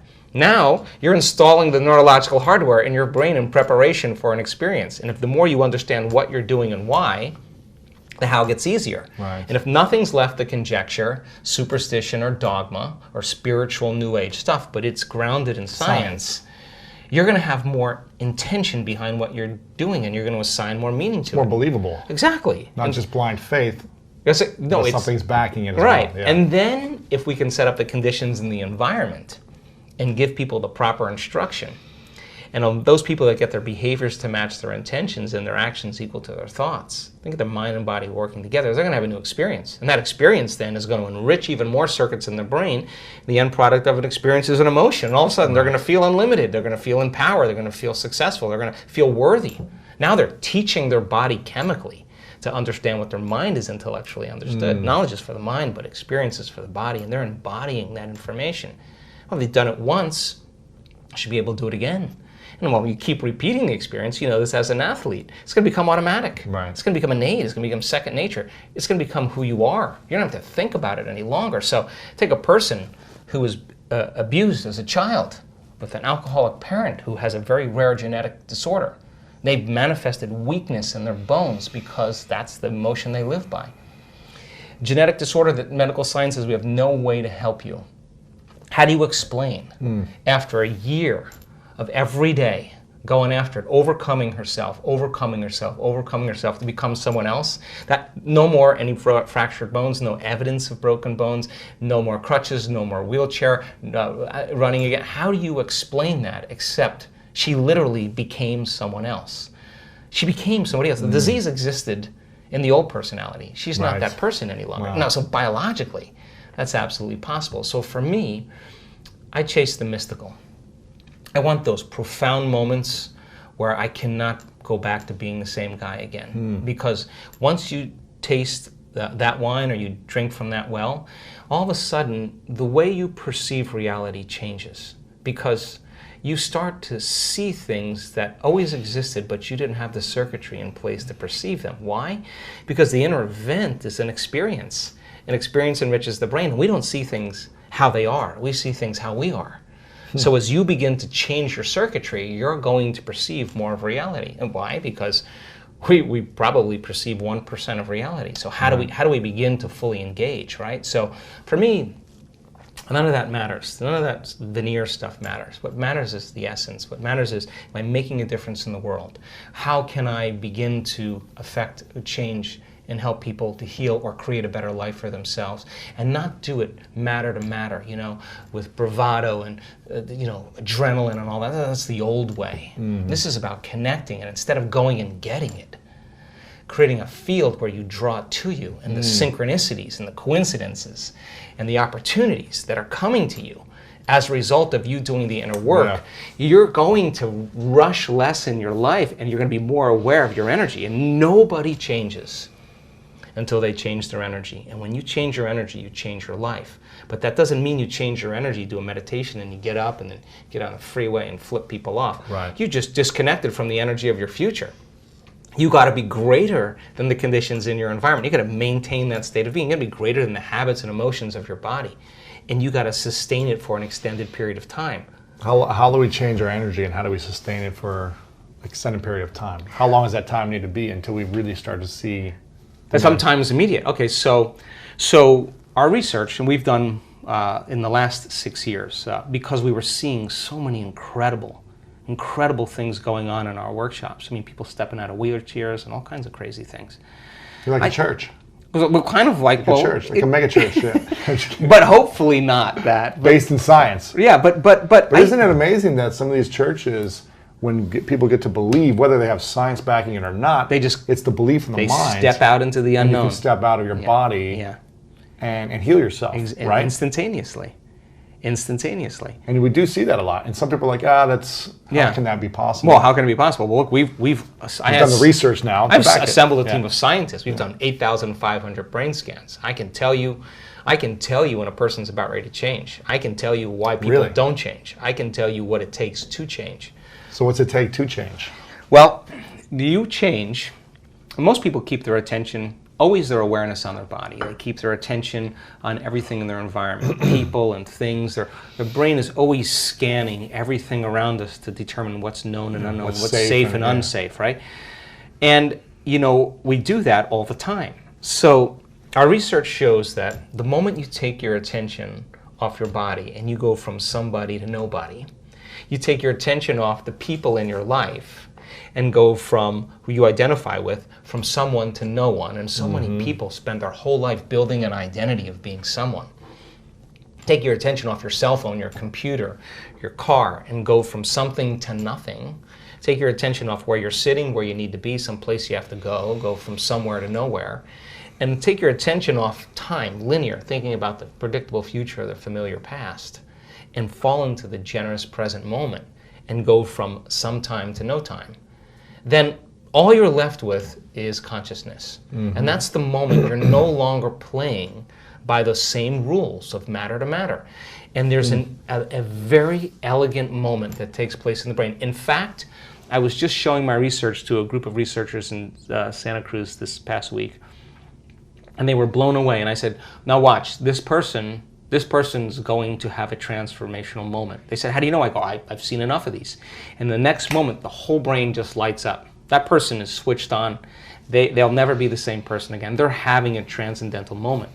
And we could actually predict it and teach it now. It's a formula. Just like you doing sports, it just becomes a formula. Sure. And then you change the formula and you add to it, right? So when you no longer are identifying with your body, your environment, and time, that's the moment you're pure consciousness. Now, you're just an idea. You're an awareness. Awareness that has nothing to do with local space and time. And now, if you're you no can go longer beyond anything. You can go beyond, and that's when the brain, because the brain doesn't change the brain. It takes a long time. It takes a long time for the personality to change the personality, for the ego to change the ego. The programs to change the programs takes forever. Matter takes a long time to change matter. But when you're in this moment, you're no longer playing by those rules. Consciousness is the phenomenon above matter. In fact, consciousness is beginning to activate or manipulate circuits in the brain. People just think the brain is creating consciousness. No, consciousness is executing the brain, right? So then, if the brain can change, then the mind doesn't change the brain. Mind is the brain in action. It's consciousness that changes it. So when people begin to disengage and get beyond themselves, you are at your absolute best when you get beyond yourself. And getting the person to that point. How does someone get to that point? Yeah, so we teach them that formula. We teach them to that point where all of a sudden they reach that generous present moment where they just feel connected. And when they're in that place, all the things they thought they wanted, they actually no longer want because they feel like they already have them. So then imagine living your life from that place. You would be less judgmental, and you would be less frustrated, you would be less impatient. Less reactive, And so the formula then is that it requires a clear intention, which is a coherent brain. And when you're living stressed out and something goes wrong, and you're threatened, or you can't predict an outcome, or you have the perception that something's getting worse, or you can't control it, you switch on that fight or flight nervous system that we talked about. Now here's what happens. When that occurs, you start shifting your attention from one person to one problem, to one thing, to another person, to another place, because your brain is trying to predict the next moment. Well, every one of those people and things and places has this neurological network in your brain. So as you shift your attention from one to the next, it's like a lightning storm in the clouds. Your brain starts firing very incoherently. And when your brain is incoherent, you're incoherent. And when you're living by the hormones of stress, not a time to create. No. Not a time to open your heart. Not a time to learn. Not a time to trust. And it's a time to run, fight, or hide. So people spend 70% of their time of their life living in this state. Wow. So think about it. So Miserable. Then, yeah. So then, when you're under stress, if there's a cougar around the corner, you're not going to sit down and meditate. You're not going to sit still, right? But so jump off a imagine tree, here you got the survival gene switched on, and nobody is going to believe in possibility when you're living in survival, right? Wow, yeah. So then, when you're living in stress, what happens is you narrow your focus on the cause. You narrow your focus on matter, the object, the thing. And so people get switched on, and all of their attention is on their outer world. When the hormones of stress kick on, your body gets an arousal, now your attention is on the body. And of course, when you're under stress, you're trying to predict the future based on the past. And now you're literally enslaved into three-dimensional reality. So then how do you get what you want? You got to try harder, you got to force it more, you got to work harder, you got to fight for it. It's matter trying to change matter. It's exhausting. And people just burn out, right? So then we now know that when you go from a narrow focus on something and you begin to open your focus, you create a sense, an awareness, that the act of opening your focus causes you to stop thinking. And if you stop thinking, you no longer activate those circuits, and you start to slow your brain waves down. And as you slow your brain waves down, you start connecting to that autonomic nervous system, the thing that's giving you life.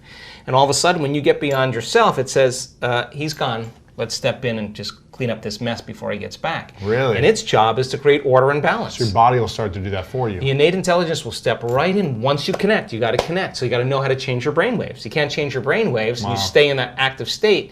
You're basically moving furniture around. You're analyzing your life within some disturbing emotion. And I can tell you, after looking at all those brain scans, if you're analyzing your life within some disturbing emotion, you're going to make your brain worse. In fact, you are thinking in the past, right?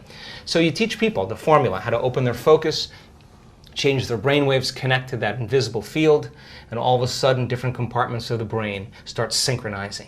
The front of the brain starts talking to the back of the brain. The right side starts talking to the left side. And all of a sudden, what sinks in the brain links in the brain. And all of a sudden, you see this person starting to feel more like themselves.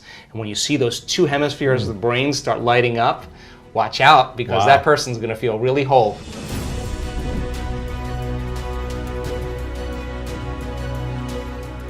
Just 10 minutes a day, 3 times a day with 120 people, trading resentment, frustration, fear for gratitude, appreciation, and thankfulness.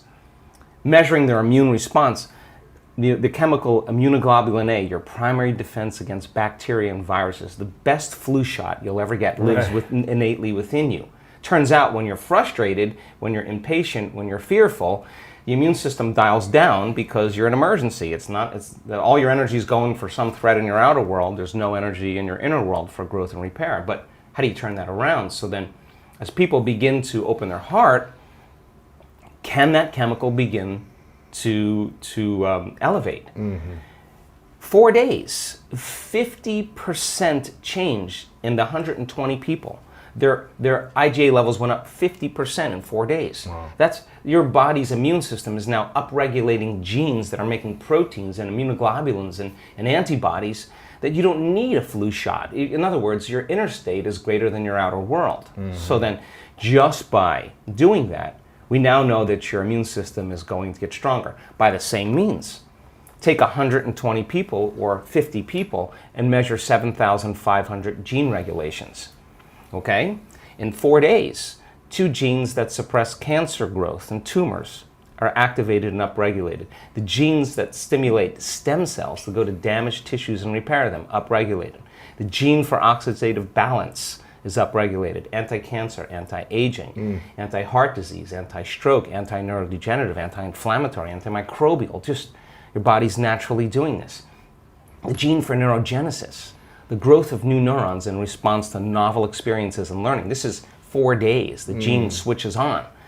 The gene for more balance in the pituitary and the pancreas. The gene for the microtubules of the cells, the little fibers that respond to energy and frequency. Right. So in 4 days, we now know that you can change your genetic destiny if you just practice the inner work. We have research to show that 60 days of meditation, 5 days a week, will lengthen your life. The telomeres, the little shoestrings on the end of your DNA, get longer. That means your biological age is changing.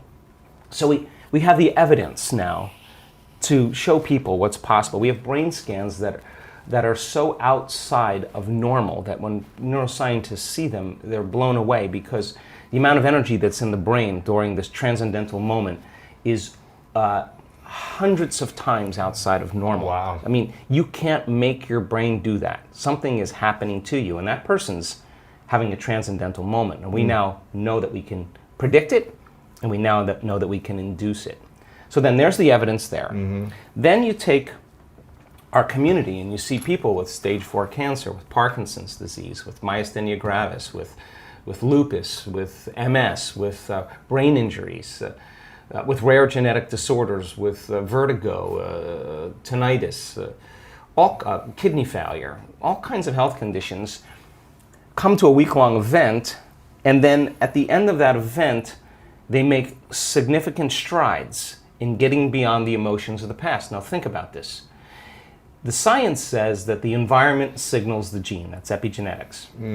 The end product of an experience in the environment is an emotion.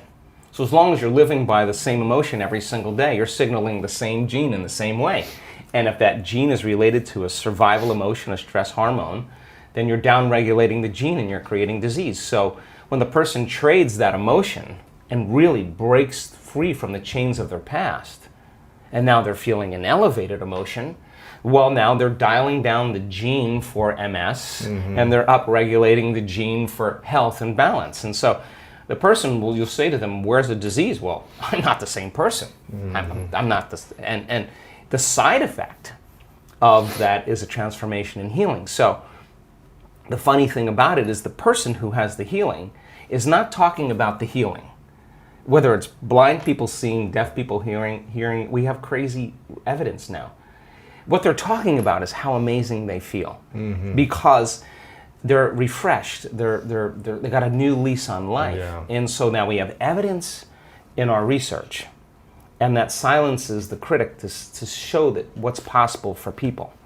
And now we have evidence and testimony, that we have evidence where people will stand on the stage and say, hey, I broke my back in 3 places. I haven't been able to stand up straight. I came into this event hunched over. I couldn't lay down. And now this guy's jumping around on the stage. He's laying on his back. He's touching his toes. He's you can tell. I mean, he's having his moment.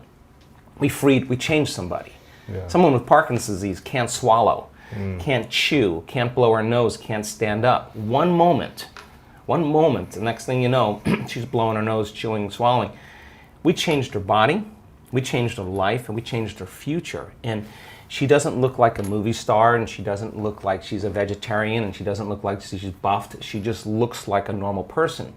Now the person in the audience who's watching that and looking at this person and seeing that they're no different than them, it just starts to cause them to think, if someone else can do it, I can do it. So you see the person with the stage 4 cancer that got the voodoo curse that they have 3 months to live.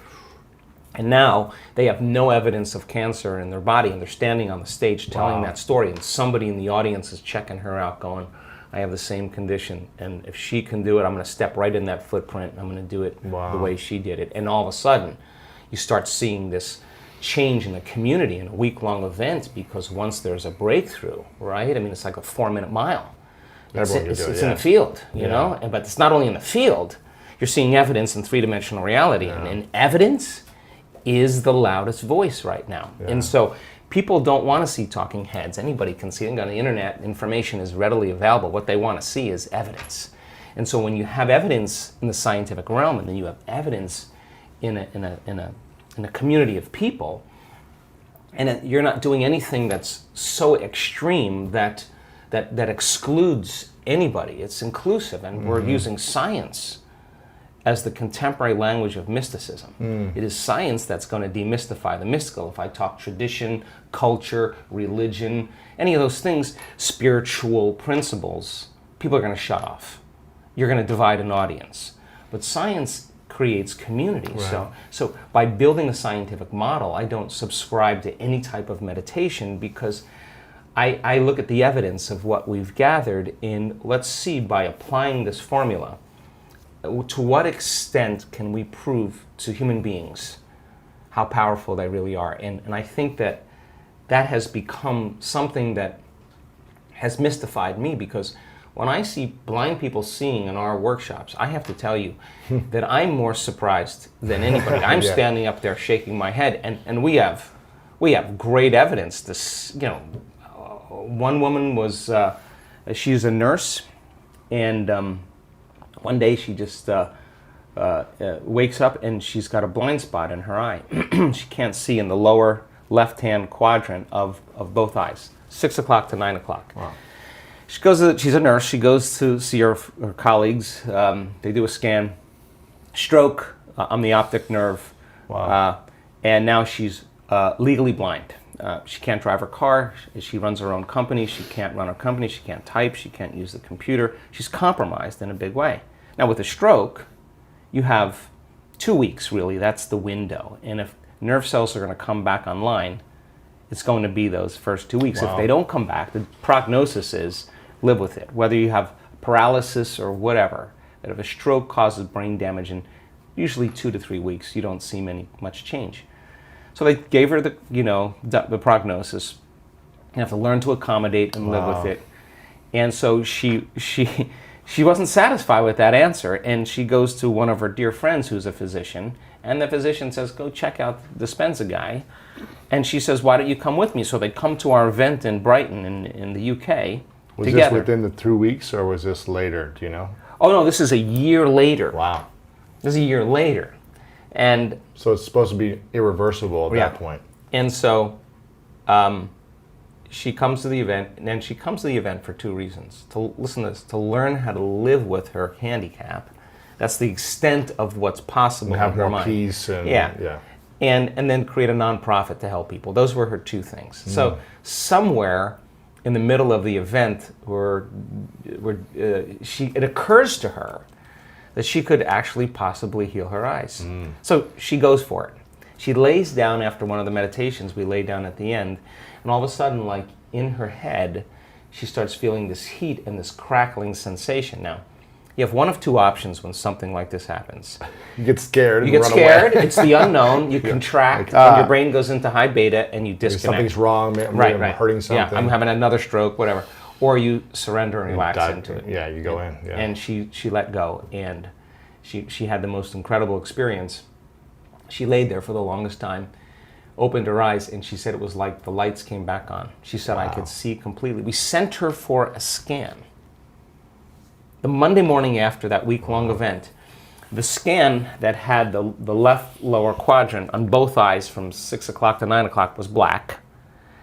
The post-scan, there isn't one black spot anywhere on her eyes. Because she'd already done a scan a year prior. Yeah. She had the scan. So we'll give you the evidence, but that is not natural. Wow. That's not normal. But how do you explain that in conventional science? I mean, the truth is that we have incredibly powerful innate qualities for regeneration and healing once you hit that button.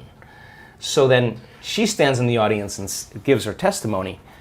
Other people are going to begin to realize that they can heal from a stroke, and that's exactly what's happening. A collective consciousness is happening. What is the moment of transformation for someone like that? Like, when does someone, because I know that healing can happen in an instant. So what's the thing that triggers that instant for someone to go from disbelief to belief, and it actually transforming them in the physical body? Yeah, we've studied this, and there's no linear correlation, because think about this. That woman is a pragmatist. She knew nothing. She wasn't spiritual in any way. She just read my books and then started practicing the meditations. Now, she was practicing those meditations for months before the event because she wanted to come and be fully prepared for it, right? So from the outside, you see this one moment. Yep. But what you don't see is the number of times she worked in overcoming herself and getting beyond whoever she is and getting into that place where she's far enough outside familiar territory, neurologically, chemically, genetically, that all of a sudden she connects to clicks. this. She connects. She starts connecting to that invisible field called the quantum field, and you can't connect as your body. there's nothing physical to connect to there. You Yeah. have to get beyond all your associations. You know, it's interesting. I think I might have talked to you about this last time. That I grew up in a religion called Christian Science that talked a lot about this. You know, it was embedded in my mind that I'm a spiritual being and that I can never be physically hurt. Like, I'm not a material body, that there are no accidents, that there's no injury. And it was always embedded in my mind that I can never be physically harmed, or I can be instantly healed. And so my entire childhood, I had all these incredible healings quickly. And I witnessed it all the time from other people, and everyone was always like, how is this possible? Yeah. So I don't know if this is something I was practicing, you know, Right, in right. a different way as a child, but it's always fun for me to come back around now. Even though I don't practice that religion necessarily anymore or go to the church, I still believe the same fundamental principles that I hear you talking about in a more scientific way. It's a good belief to have. Yeah. And you program children Yeah. you program your children that the body has an innate capacity to heal. Yeah. And all of a sudden you're less reliant on something outside of you to make something go away inside of you. Medicine or something else. Whatever it is, shopping, Yeah. video gaming, everybody's relying on their outer world Relationship, to change their inner state.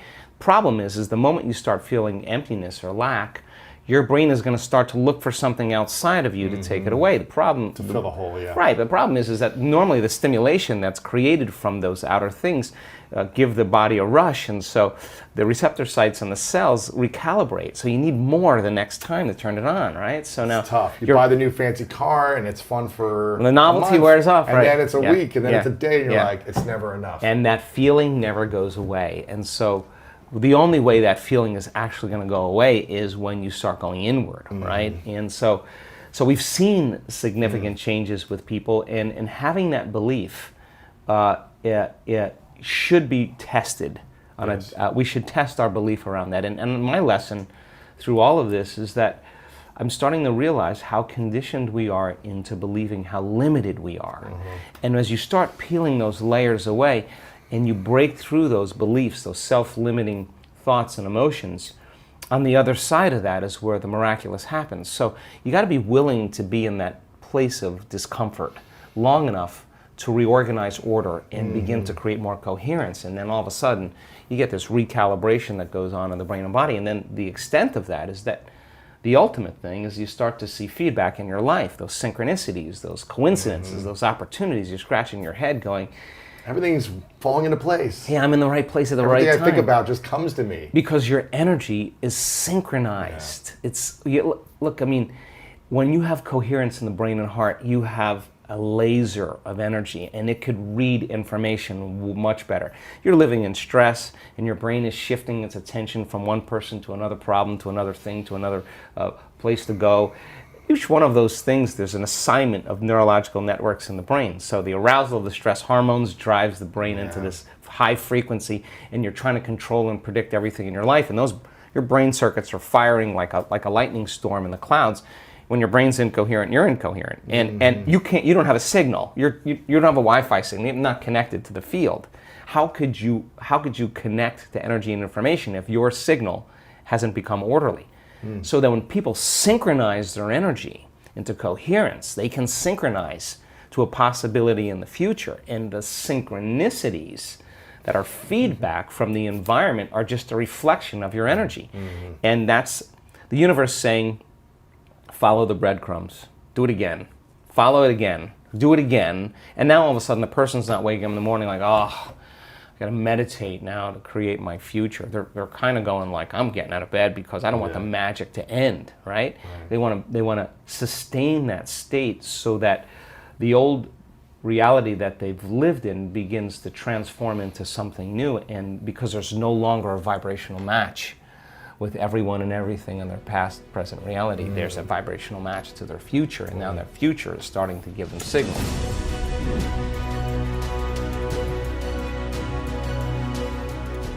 There was a researcher out of Yale University that in the 1940s that was studying electromagnetic fields around living organisms.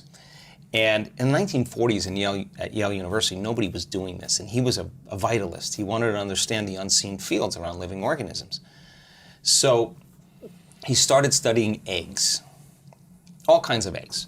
Chicken eggs, swallow eggs, reptile eggs, snake eggs, salamander eggs, there's all kinds of eggs. And he was using a magnetometer, and what he found was 100% of the time, no matter what egg he measured, the positive charge was always at the head, and the negative charge was always at the tail.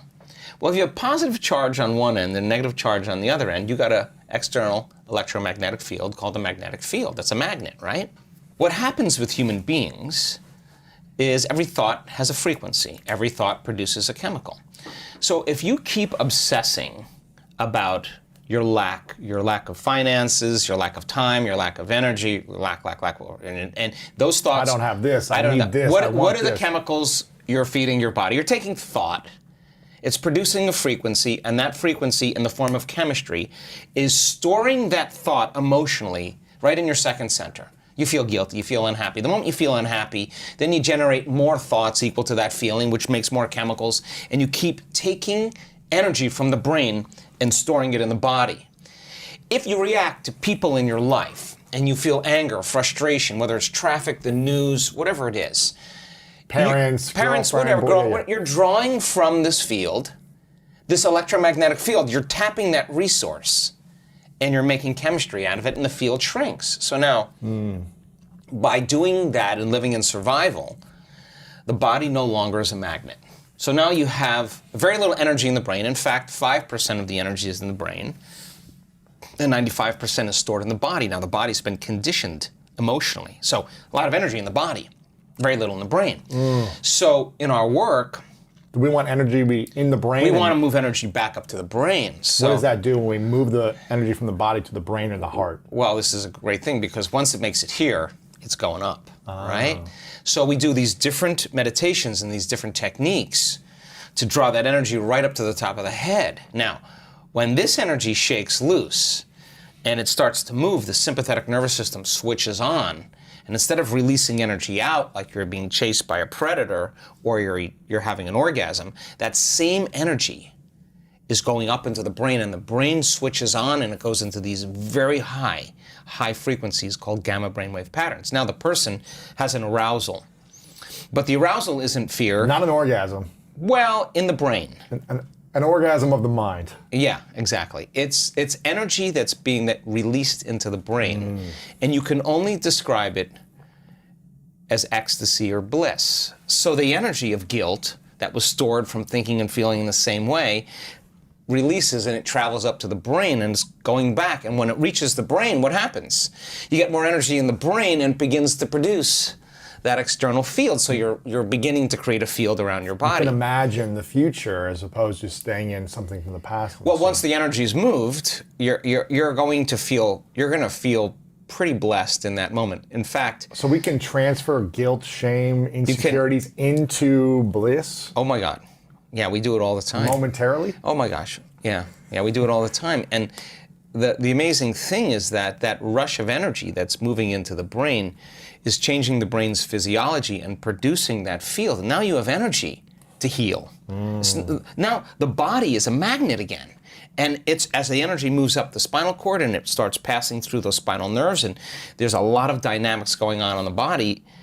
That energy that was once stored in that one of those energy centers that's released is energy to heal, energy to create a new future. You're replenishing your field, and now the body becomes more of a magnet instead of an inert piece of metal with no charge, right? So the person then who's reacting to whatever person or circumstance in their life, the stronger the emotion that they feel towards politics, towards the traffic, towards their girlfriend, social towards their media, ex, whatever, the more they're paying attention to it. But where you place your attention is where you place your energy. So we also know that when... It's hard to create from a place of putting attention towards negative energy. Well, you're not creating. What you're doing is you're tying up your vital life force. You're giving your power away to that person or that circumstance that you could be using to create a new life with. So when a person's sitting in their meditation, and I love doing this, we just had an event in Marco Island. I'm going to take people further than where they normally go. I know they're going to go, oh, well, I'm done with my meditation. No, you're not done. We're going to take you to that point where that feeling is so in your face and you can't turn on your cell phone. You can't get up and walk away because 1,000 people are not getting up and walking away and you're part of the community. You're sitting in the fire. And you have one of two choices. You can let that brain run on programs and hardwired patterns, and the arousal will drive your brain further out of balance, or you'll practice the formula. And as you lower the volume to that emotion, you're going to take your attention off that person or problem. Guess what? Here comes energy back to you. You're taking your power back. And now you're building your field that way. And when that happens, energy starts to move up into the heart. Once it makes it to the heart, it's going to the brain. So we start seeing people, their hearts naturally open up. And all the things they thought they wanted when they came to the event, they no longer want because they feel like they have it. They don't need it anymore. Because they feel like they got the feeling before the experience, so that they feel so whole that they no longer want. And they're not looking for their future anymore. You only look for it when you feel lack. When your body is conditioned emotionally into the future, why would you look for it when it feels like it's already happened? Now this is where it gets weird, because now things start coming to you and you're no longer in need. And when it comes to you, go, oh, here. Take it, I don't want it. I just wanted to know that I could create it. And people create a lot of wealth in our events. Yeah. And the first thing a lot of people do is they say, I'm buying a cruise for you. I'm buying you your car. Oh, Mom, I'm getting you that house. Why do they do that? Because they're so excited. They feel so amazing. And they're thinking, I could do this again. Why would a person in lack wouldn't give? A person who's abundant would give, because they know how to create. So now the game changes. It's no longer about the self.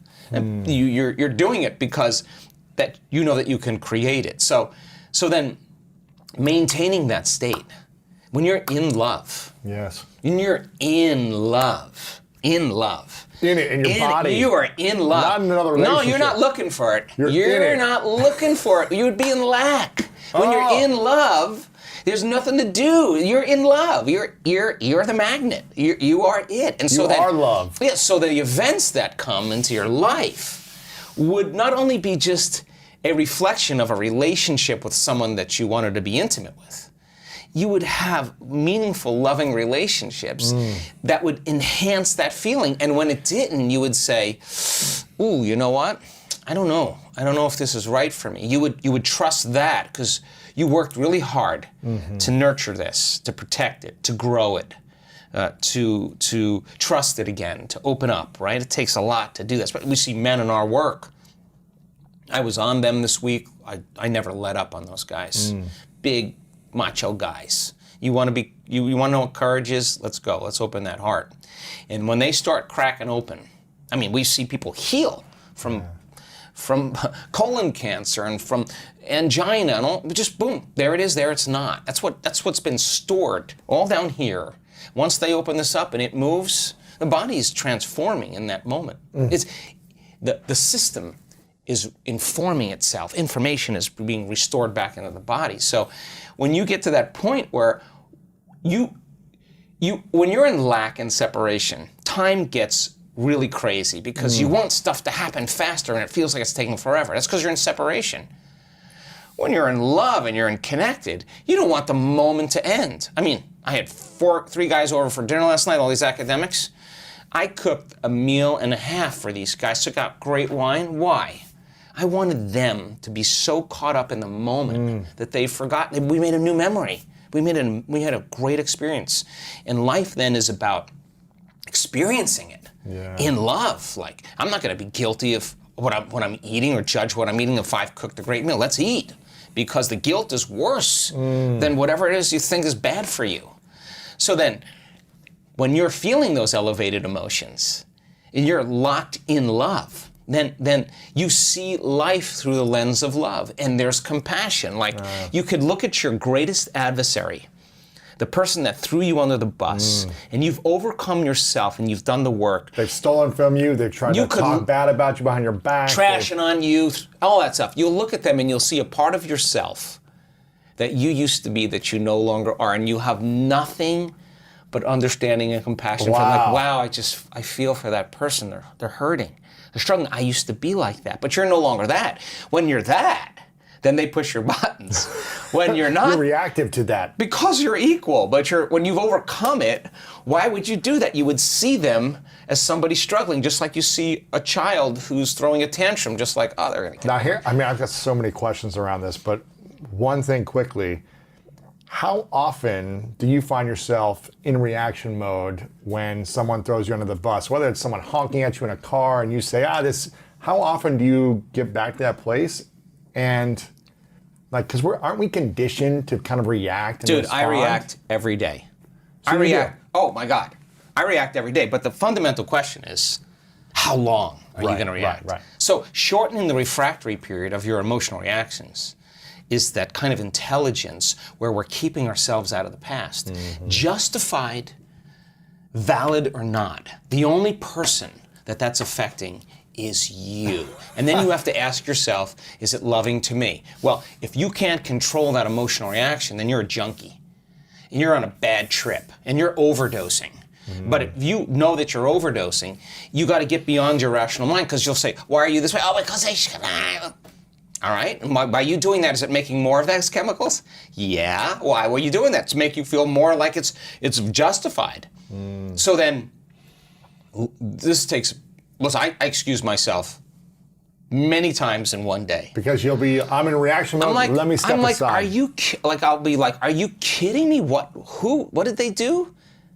And then I'll be like, oh, we're not going to make a decision in this state. So give me a minute. Oh, wow. I go, take a few breaths, get out of that state, remember my future, where I'm going. It's so much more important than the present moment. I just got to condition my body into that future. And now it takes sometimes a Herculean effort, I have to tell you.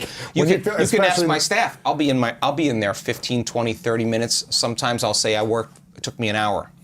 But to get back to a peaceful state. In the expanse of all eternity, if I don't overcome that emotion, then I'm in my past, and that's karma, because that emotion's going to drive my behaviors and thoughts, and I'm going to be predictable. My past is going to look, my future's going to look a lot like my past. So if I'm soulfully on the journey, then what matters the most is being able to learn the skill of self-regulation. So in our events, when we see people that can do brain and heart coherence, they know the formula. Well, I look at their brain scans and I'm like, Lewis, great brain. Hey, I see you can hold that heart coherence for 45 minutes. Great. Now let's put you on a pole at 55 feet in the air. Let's get a heart rate monitor on you and let's see what you're going to do up there. Do you want to be able to self-regulate there? Because if you can there, it's not like I'm trying to give you an adrenaline rush. Actually, I'm trying to do the opposite. I want you to settle your brain and body back down, go against thousands of years of programming like fear, and teach your body in that moment how to regulate. I guarantee you, if you go a little further than what you did and you stay conscious, instead of throwing in a program and rushing through it and trying to get it over with, you start breathing, you start getting back in your heart, you start getting centered, you work against those chemicals, I guarantee you when you walk into your life, the moment you see something doing, you're going to catch on right away. You're going to catch yourself. Now that saves you a lot of energy and a lot of time, because if you're able to change it then instead of 4 hours later, where you're just gone, or you've already reacted. Yeah, and you've done things you say I should have never done that. I should have never said that. That's what those emotions do, because those emotions make us really primitive. Really primitive. We're either going to become antagonistic and angry and aggressive. We're going to run and fear, or we're going to hide. Like, that's really the options.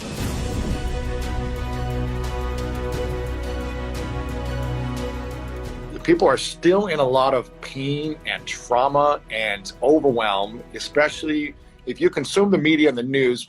Please stop and minimize that, because I think it only creates more stress.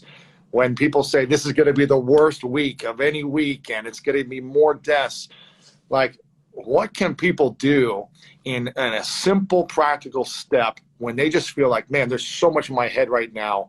What can I do to start to slow down my heart rate just a little bit, to start thinking more calmly and make better decisions? Yeah, I think that the moment we switch on that system for alert or for emergency, we alter ourselves in some way. And all of that response that we have to an environment that we perceive as threatening or dangerous, pretty much causes us to move out of balance. And when you're out of balance, you're in survival. And when you're in survival, you want to rush to get things done. You can't be present. You know, you believe everything that equal to the feeling of fear or hostility, because information is relevant to you in that emotional state. So teaching people then that they have some type of control over that sympathetic response, that emergency system that switches on, is preparing you for something you can't predict. Yeah. Something that's an unknown, something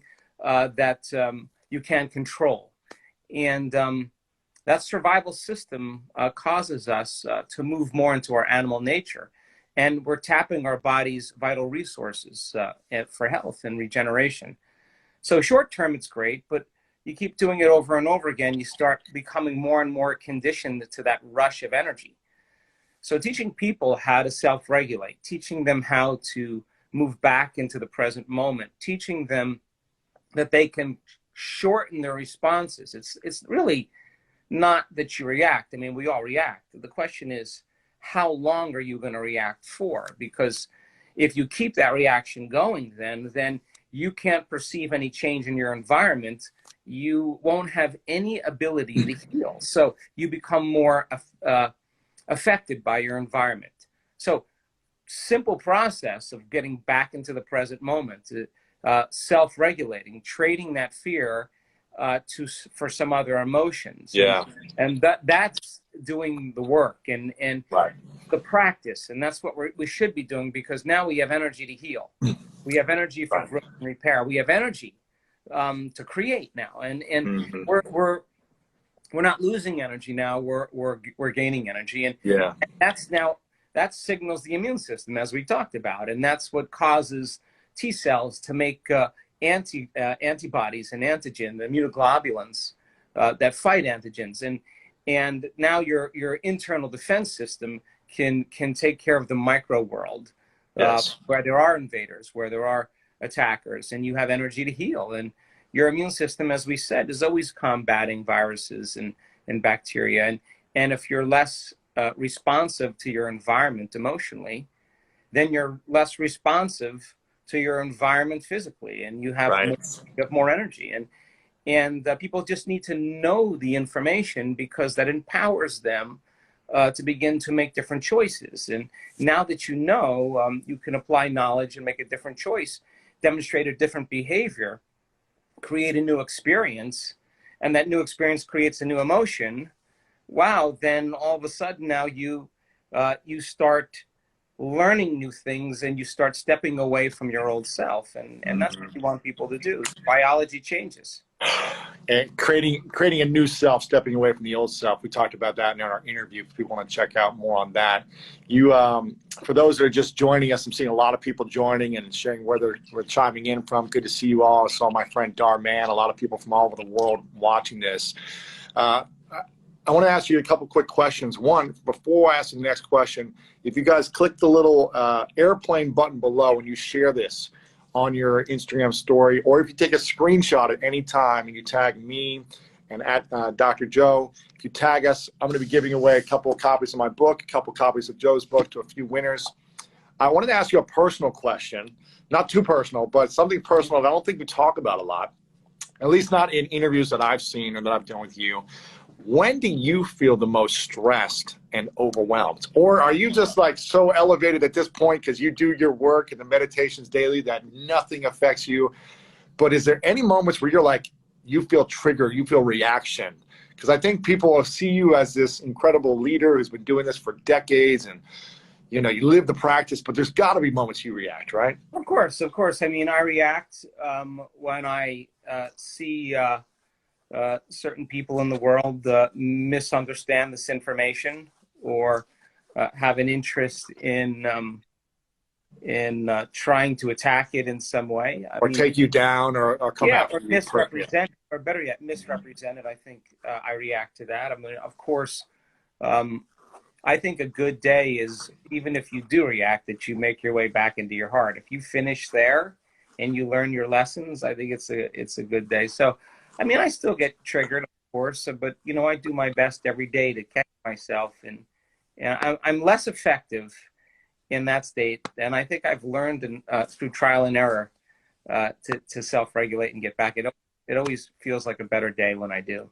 It's hard to make good choices when you come from reaction, fear, anxiety, stress, but you always create more powerful service in the world, from my experience, when your heart is filled with love, peace, and those type of qualities, which you teach about and talk about in your meditations, which I know. If you guys have gone through Dr. Joe's meditations, leave a heart, just comment with a heart to let us know if you have. And his meditations are unbelievable. I want to ask you the next question.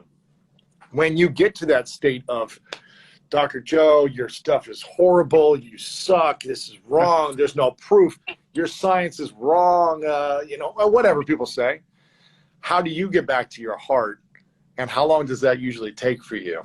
Well, I'm going to answer that on two levels, because I just realized that used to bother me, much more than it does right now, because I actually don't care any longer. That as an example, because we have so much evidence that actually shows that it does work. So But let's just say you get frustrated every now and then. How do you? Is there like 60-second practice? You're like, okay, I'm aware. Right. Now let me get back to my heart. What is that practice for you personally? Yeah. So when I do react, though, part two of my answer was that I really want. I always take a moment and I step back. I have to disengage from whoever I'm talking to. I have to step away from whatever I'm doing, break my routine, and step away long enough to just remember that I'm disconnecting from the energy that I'm using to create a new future. And I'm back into a familiar energy that's connected to my past. And I've lost my ability to stay connected to it because a circumstance has altered my feelings and my thoughts. So I remember that. That's not a conversation you normally want to have with yourself when you think somebody's doing something to you, right? But I know the alternative just leads to a day that spirals downward. So then I close my eyes, or I step away for a minute, and I just put my attention back in my heart. And the first thing I work on is changing the way I breathe, to become conscious, moving the body out of danger, out of threat, teaching it how it can be safe again, to self-regulate, to slow it down into the present moment and start breathing. And when you slow your breath down, you slow your brain waves down. And when you slow your brain waves down, you're slowing down the system of arousal. And your heart actually influences that.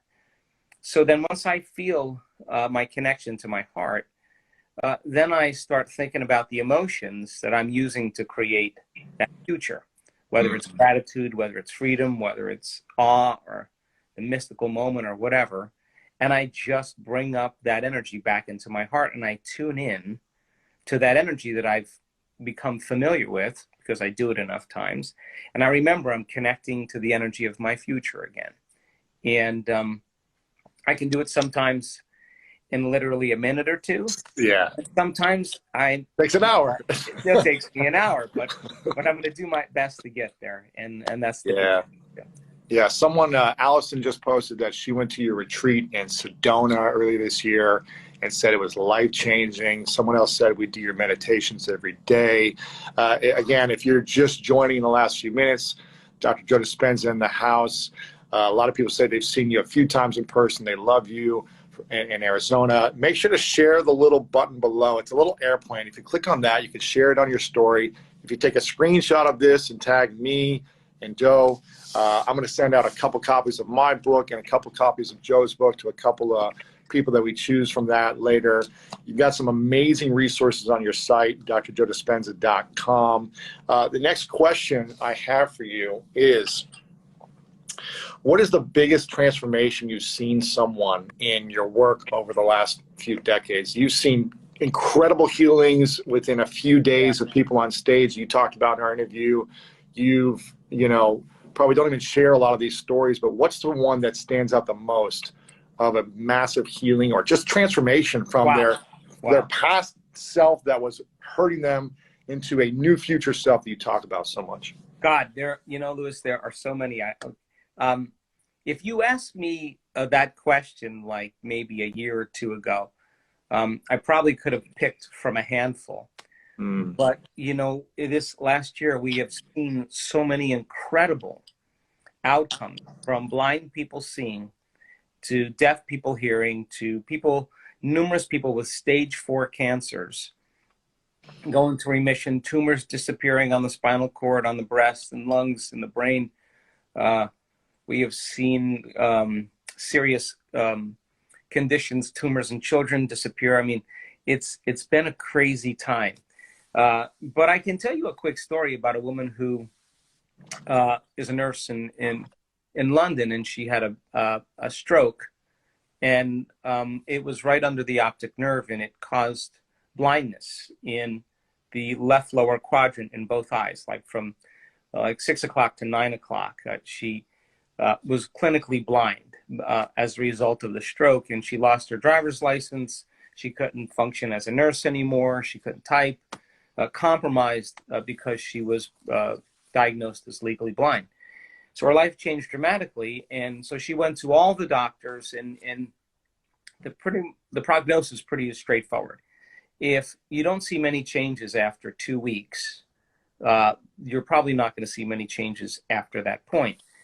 And so a year went by. She was asking all her colleagues. I mean, I think if you want a good doctor, ask a nurse. Nurses know good doctors. And so she went to all the good doctors that she knew. Get used to it. It's probably going to degenerate over as you age.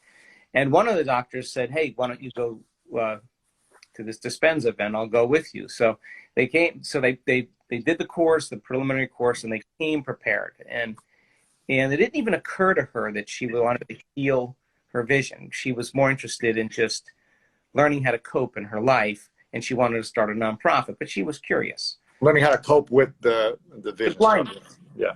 That's what she thought, that she would be a better person. So halfway through the event, it occurs to her, maybe I could heal this thing. Wow. And she's in a walking meditation, and she gets lit up and inspired. She goes into the next meditation in the late morning.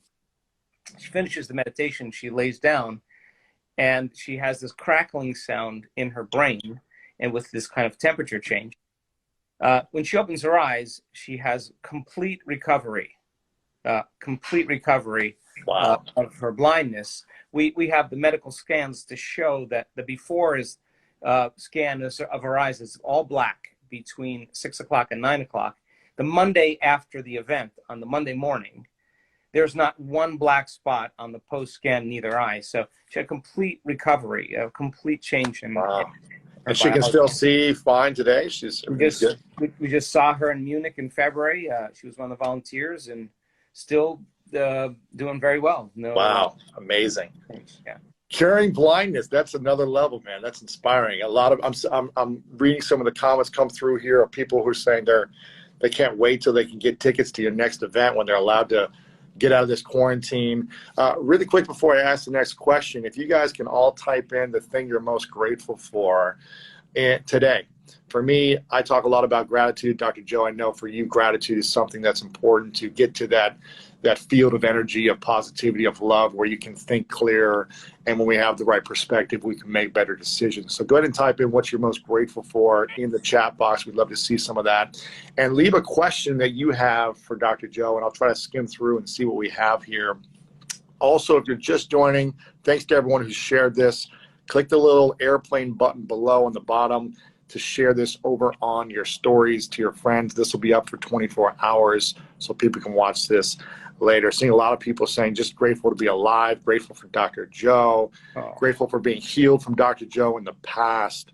What the bleep do we know? That was a movie you did, what was that, 10, 15 years ago or something, a documentary? Yeah, probably a little over 12 years ago. Wow, it's amazing. Grateful for the feeling of gratitude. Grateful for my son. I think the more we express those things, we get out of that fear state. What does gratitude do for us in replacing that kind of anxiety and fear? Well, I mean, we've done research on gratitude, and it's very interesting because when you receive something, you've just received something. When something's happening to you or something just happened to you that's favorable, you feel this feeling of gratitude. So yes, the emotional signature its signature emotionally means something just happened to you or something is happening to you. So your body is so objective that it doesn't know the difference between an experience in your life that creates an emotion and an emotion that you can fabricate by thought alone. To the body, it's so objective, it's exactly the same. So when people start to feel gratitude, their body is believing that something favorable is going to happen to them, that is happening to them, or has already happened to them. Really? So the emotional signature of gratitude is the perfect signature or the state of energy to receive. So when we begin to embrace our future and we feel gratitude for it, we will believe that future is more of a reality because it's equal to the emotion that we're experiencing. But we're feeling the emotion before the actual event occurs. So gratitude, in a sense, you could use it to elevate your energy. And when you do, just 10, 15 minutes a day, you'll strengthen your immune system by 50%. That's wow. research. Just by having gratitude for 10, 15 minutes. Yes, because your body starts to put energy right in your heart center.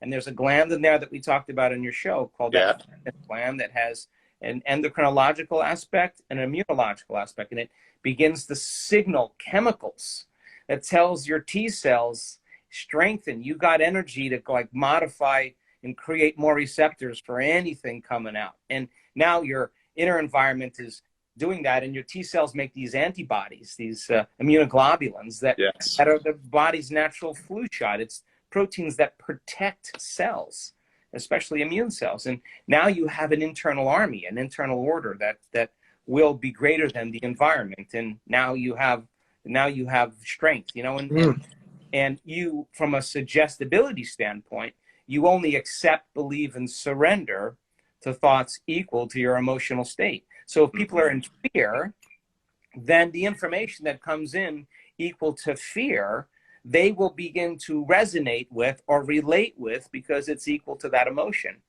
So they'll accept the information, they'll believe the information, they'll surrender to the information without ever analyzing it. And that programs us into certain limited behaviors.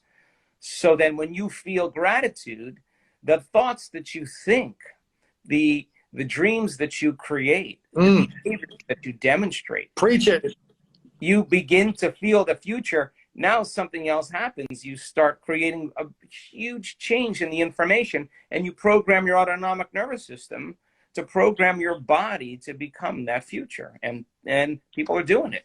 Amazing, man. I've got 3 questions for you that I'm seeing come through that I want to make sure we ask. I want to keep this probably in the next 10 minutes. We'll wrap things up because I want to make sure you got to go create more meditations, content. You got so much going on. If you guys are watching this and enjoying this right now, leave a heart, click the little airplane button below. You can share this on your story and tag me and Dr. Joe. Before I ask these 3 questions, which I think are going to be mind-blowing for people to hear these responses, you just launched some new supplements as well to help people with optimizing their body, their mind. Can you talk about that for a second, just so people are aware of this? Sure. I mean, I didn't predict any of this global situation to happen, but I have been working with creating a healthy blend of raw materials that have to do with vitamins, minerals, amino acids, and plant-based herbs and formulations to provide the very building blocks of the hormonal centers in our bodies that we bless on a daily basis to create more order and coherence in each one of those individual little brains. And the coherence begins to create more orders or more clear orders to hormonal centers. And so by people doing the blessings and creating this balance, I thought, God, if I provided the raw materials and we had the amino acids that were in the highest concentration in each hormonal center, we can begin to influence or provide the raw materials for people to move back in the balance. So we created this one for the heart center.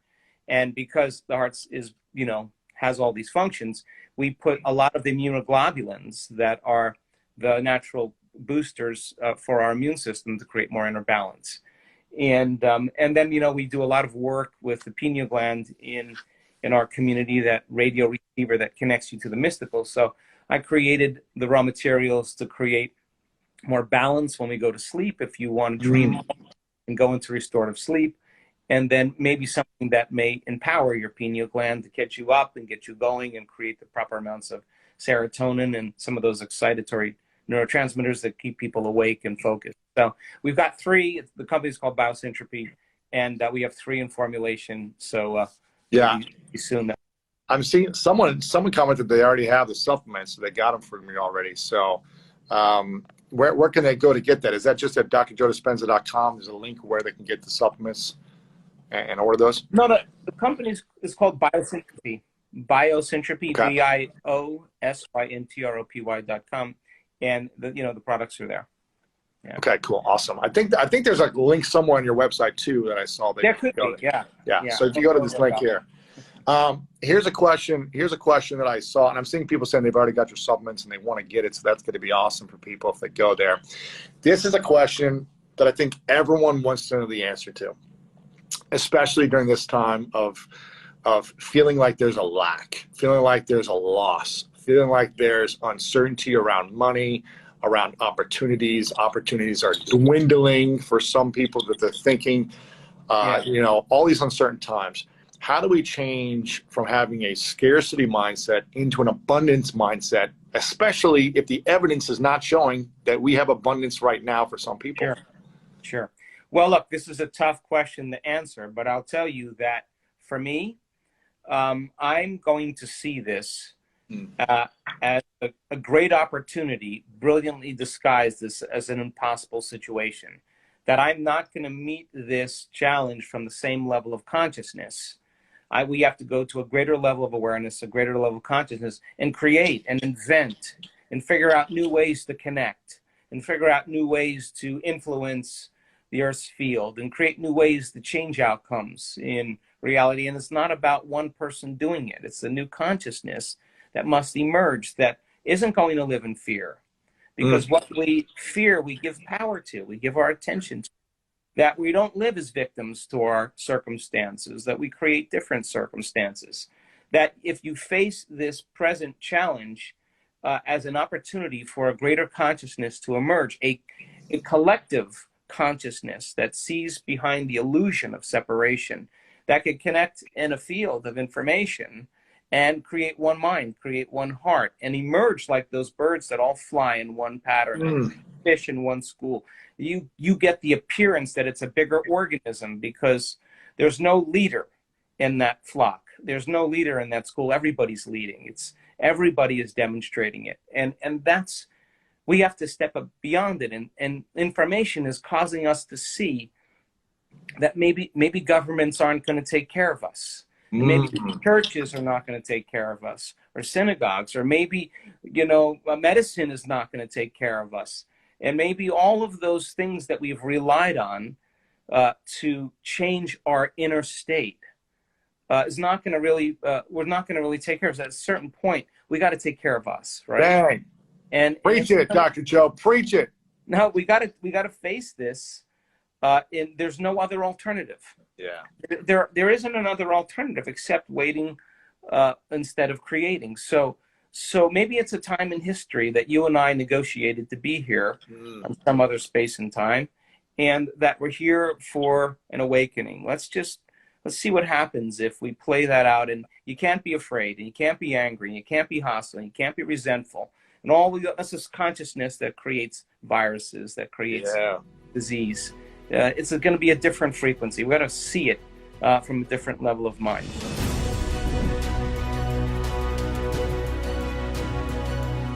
The creative moment is when you get beyond yourself, when you dissociate from everything known in your material world.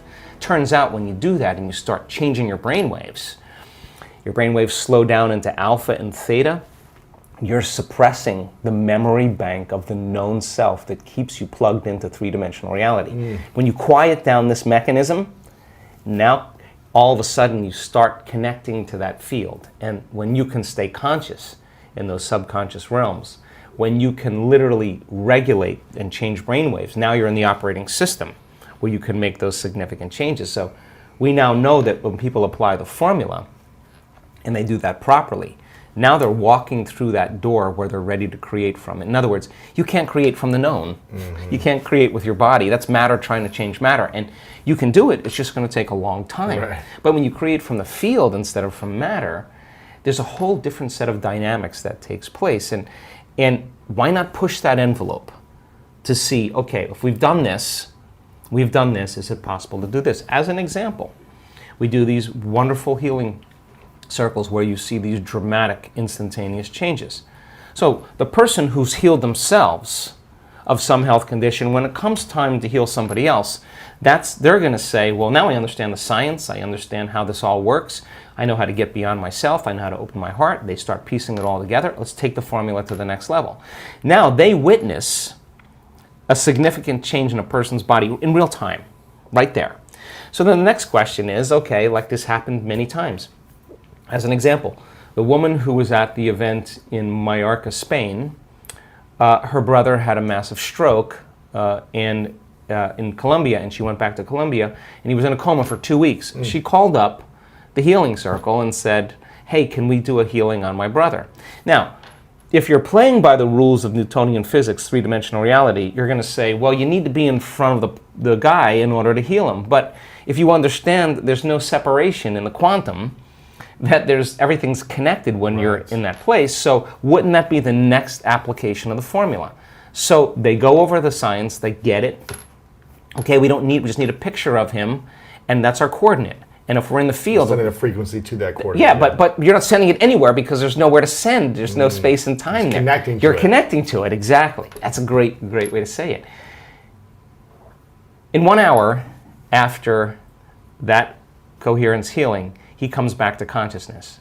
Wow. Now, that's the extension of where we're going. You see, now we're progressing. A woman who was in one coherence healing group was a pediatric nurse in Children's Hospital in Seattle, and again witnessed an amazing miracle after our event in Toronto. She comes back, and there's they call them friends. There's a little guy failing. Doctors hit him with the paddles. They use all the drugs to bring him back, and they walk out of the room, and they say, we lost him. She walks over, puts her hands right in the field, and this kid comes right back online. Wow. Doctors are like, what was that? And now, so we have a lot of our interest now is, I want to get 50%.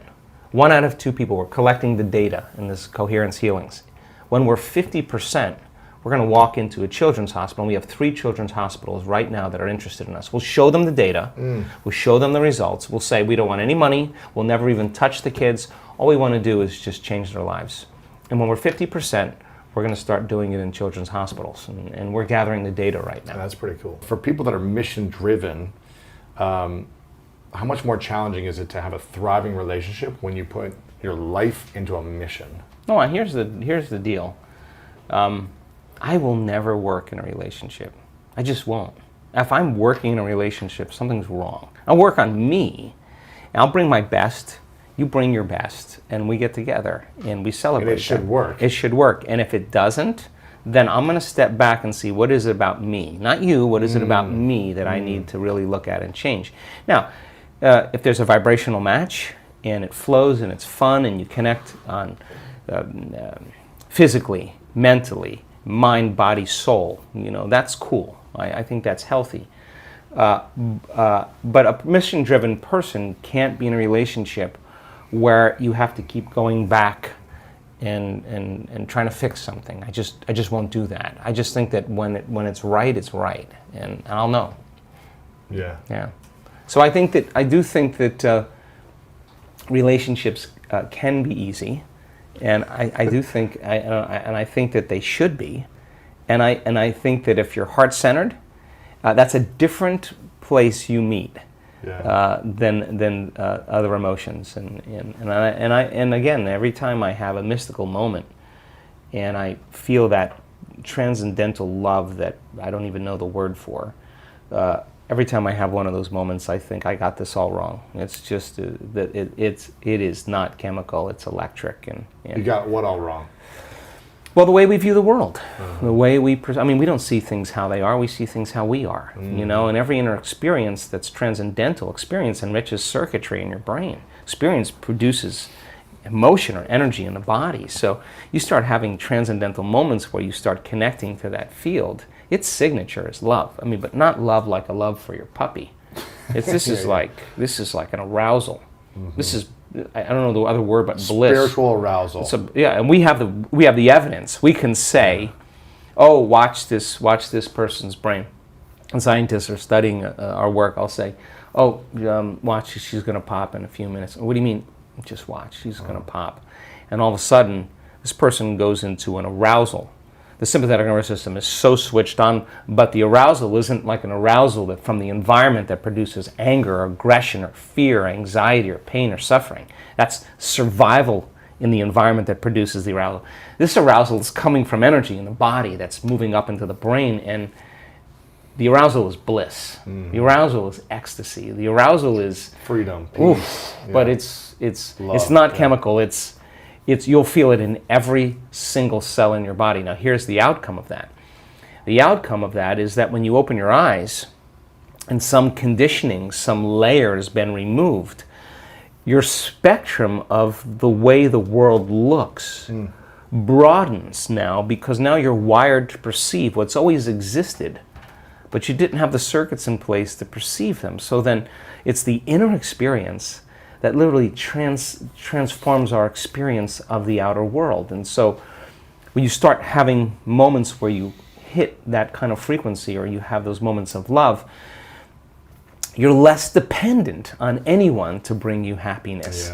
Yeah. You're okay. You can love the person for their flaws, because you can see a part of yourself you used to be that you no longer are. And instead of judgment, you have compassion. And you can encourage and communicate from a level of connection instead of intimidation or competition, or however relationships work. So I do think that it's energy and vibration, and I think that in our community, at least, people who have relationships that are built from our community tend to be more long-lasting, because they're more self-aware. Yeah. And so there's no blame, there's no excuses, there's no make wrong, there's no competition, there's none of that. There's just, this is who I am, you know? And I think that the ultimate goal is when you reach the point in your life when how you appear to the world is who you really are. That level of transparency it takes no effort. Right. You can be yourself, and you know, people say to me, wow, you're pretty approachable. And I say, well, God, I work so hard every day on overcoming myself in the morning, overcoming my ego. Yeah. Why would I want to build it up the next day? Because I got to face that guy again tomorrow morning. Course. So why not just keep, you know, taking those edges and smoothing them down, so that you're less unconscious to all of those programs that are built in relationship. Before we continue this video, make sure to subscribe below and turn on the notification bell right now so you don't miss out on these great videos every single day.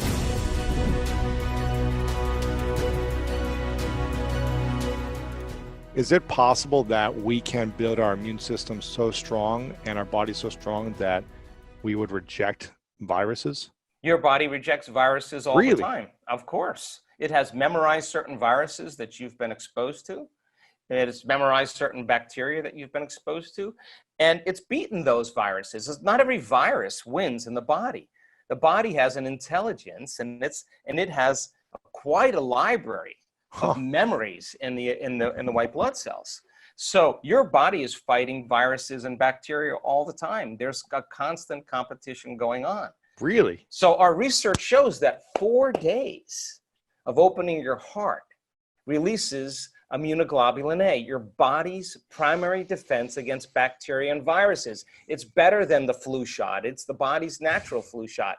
And that's the innate intelligence of the body saying, I got this. I got a lot of energy. In fact, I got a surplus of energy. In fact, I'm radiating energy, and now too much my energy. Outer world. Well, now my outer world is not controlling my inner world. My inner world now is functioning independent of what's going on in my outer world. And now, you're manifesting. You're manifesting.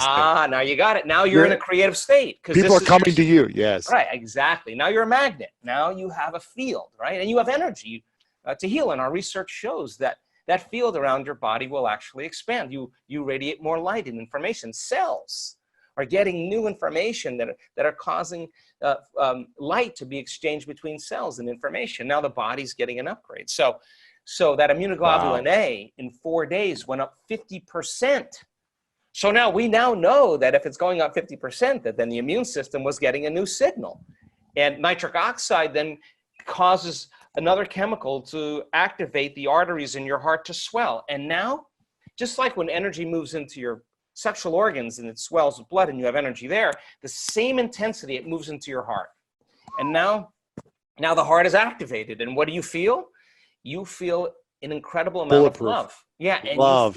you feel whole. And now the more whole you feel, our research shows, then the less separate you feel from the things you want in your life, because you feel like you already have them. You only want things when you're in lack, but when you feel whole, then it feels like it's already happened. And that tends to be the exact emotion that causes those synchronicities and serendipities and coincidences to happen in our life. And you say to a person, what are you doing? And they're saying, I'm not doing anything. I'm just so loving happy. life. I'm being myself. Exactly. I'm free from the past. I'm free from my story of the past. In fact, I'm more connected to the energy of my future than I am to the energy of my past. I'm believing in my future more than I'm believing in my past. In fact, I'm more in love with my future than I am with my past. And I want to keep telling the story of the future. I'm more in love with my future than the story of my past. But most of us tell the story of our past in a negative sense on how it's held us back. Millions of times over our life, as opposed to the story of the future, of what we want to create or who we want to become. Yeah. Listen, again, you tell that story, and the latest research on memory says that memory is creative, that in fact, 50% of that story you embellish. People make up that story. Let me tell you why they make up that story. Because they excuse themselves for the fact that they haven't been able to change since that event. They'll have to make it sound worse than it really was. To make it harder to grow and change. So that they can reaffirm their limited sense of their inability to change. So then that story becomes more and more of a story, and it's less of the truth, because you got to work yourself up into a state. There were lions and tigers, and there was, there were helicopters, snowstorms, and everybody was firing bullets. It was worse than you could possibly imagine. And then you got to feel that emotion, right? And then you're looking, oh yeah, it must have been really bad. Now that's your identity now. That's your identity. And so the more you hold on to that identity of the past, the harder it is to become who you want to be in the future. Well, here's to answer the other part of your question when we started talking. How do you get that person out of their past? Yeah. Well, we need a week. It's not going to happen. You mean it doesn't happen overnight? No, I want them to come right up against their fear. I want them to come right up against their doubt. I want them to come up against the point where they're going to give up and quit. And they're going to sit there and nobody else is giving up and quitting. And they're going to go all in more, and they're going to start believing there's something on the other side of that emotion. They're going to believe that there's something past the story of their past, because they're stretching themselves out of the known. And it takes a tremendous amount of awareness, repetition, information, model building, sharing, understanding, experiencing, to finally have a person get to the point where they just let go. And when they do, the body's liberated from the past, and there's a release of energy. And we now know that there's a formula to teach people how to do that. In fact, we're getting so good at it that the first 2 days, day and a half, sometimes 1 day in certain groups of a week-long event is about retiring that past, finishing it. This is when the story ends. This is when they get over it. Now, the next 5 days, the person's ready to create a new future. And they're not going to have a problem teaching their body what it feels like to be in love with life, to feel like all their needs are met, that they're free. They are going to fall in love with it, and they are going to begin to signal new genes. They're going to begin to change their brain circuitry, their brain chemistry, their immune system, their gene expression, the telomeres. It's all going to happen. They're more of that future self, and they're headed to a future. Now, here's the deal, though. you got to be able to sustain that state when you return back to your life. That's the name of the game. You got to be able to, you got to bring the game into your life now, and no person, no circumstance, no condition in your life would cause you to feel the old way again. Because the moment you started feeling victimized, the moment you started feeling angry, you just returned to the old self. You disconnected from the energy of your future and you're back to the energy of your past. Don't expect anything to change in your life. And if you'd say to me, well, it was because of that person, I'd say, you're back to the unconscious program of believing that your outer world is controlling your inner world. Now, the moment the person starts creating effects in their life and they start having those synchronicities and serendipities, now all of a sudden, they're going to realize what they're doing inside of them is producing an effect outside of them. And they're going to say, oh my God, I'm more of the creator of my life and the less of the victim I am of my life. And I wouldn't create getting that health condition because I'm creating everything in my life. And now they're not victims. And so it's not something you get in one bite. You know, it's something you got to stay with.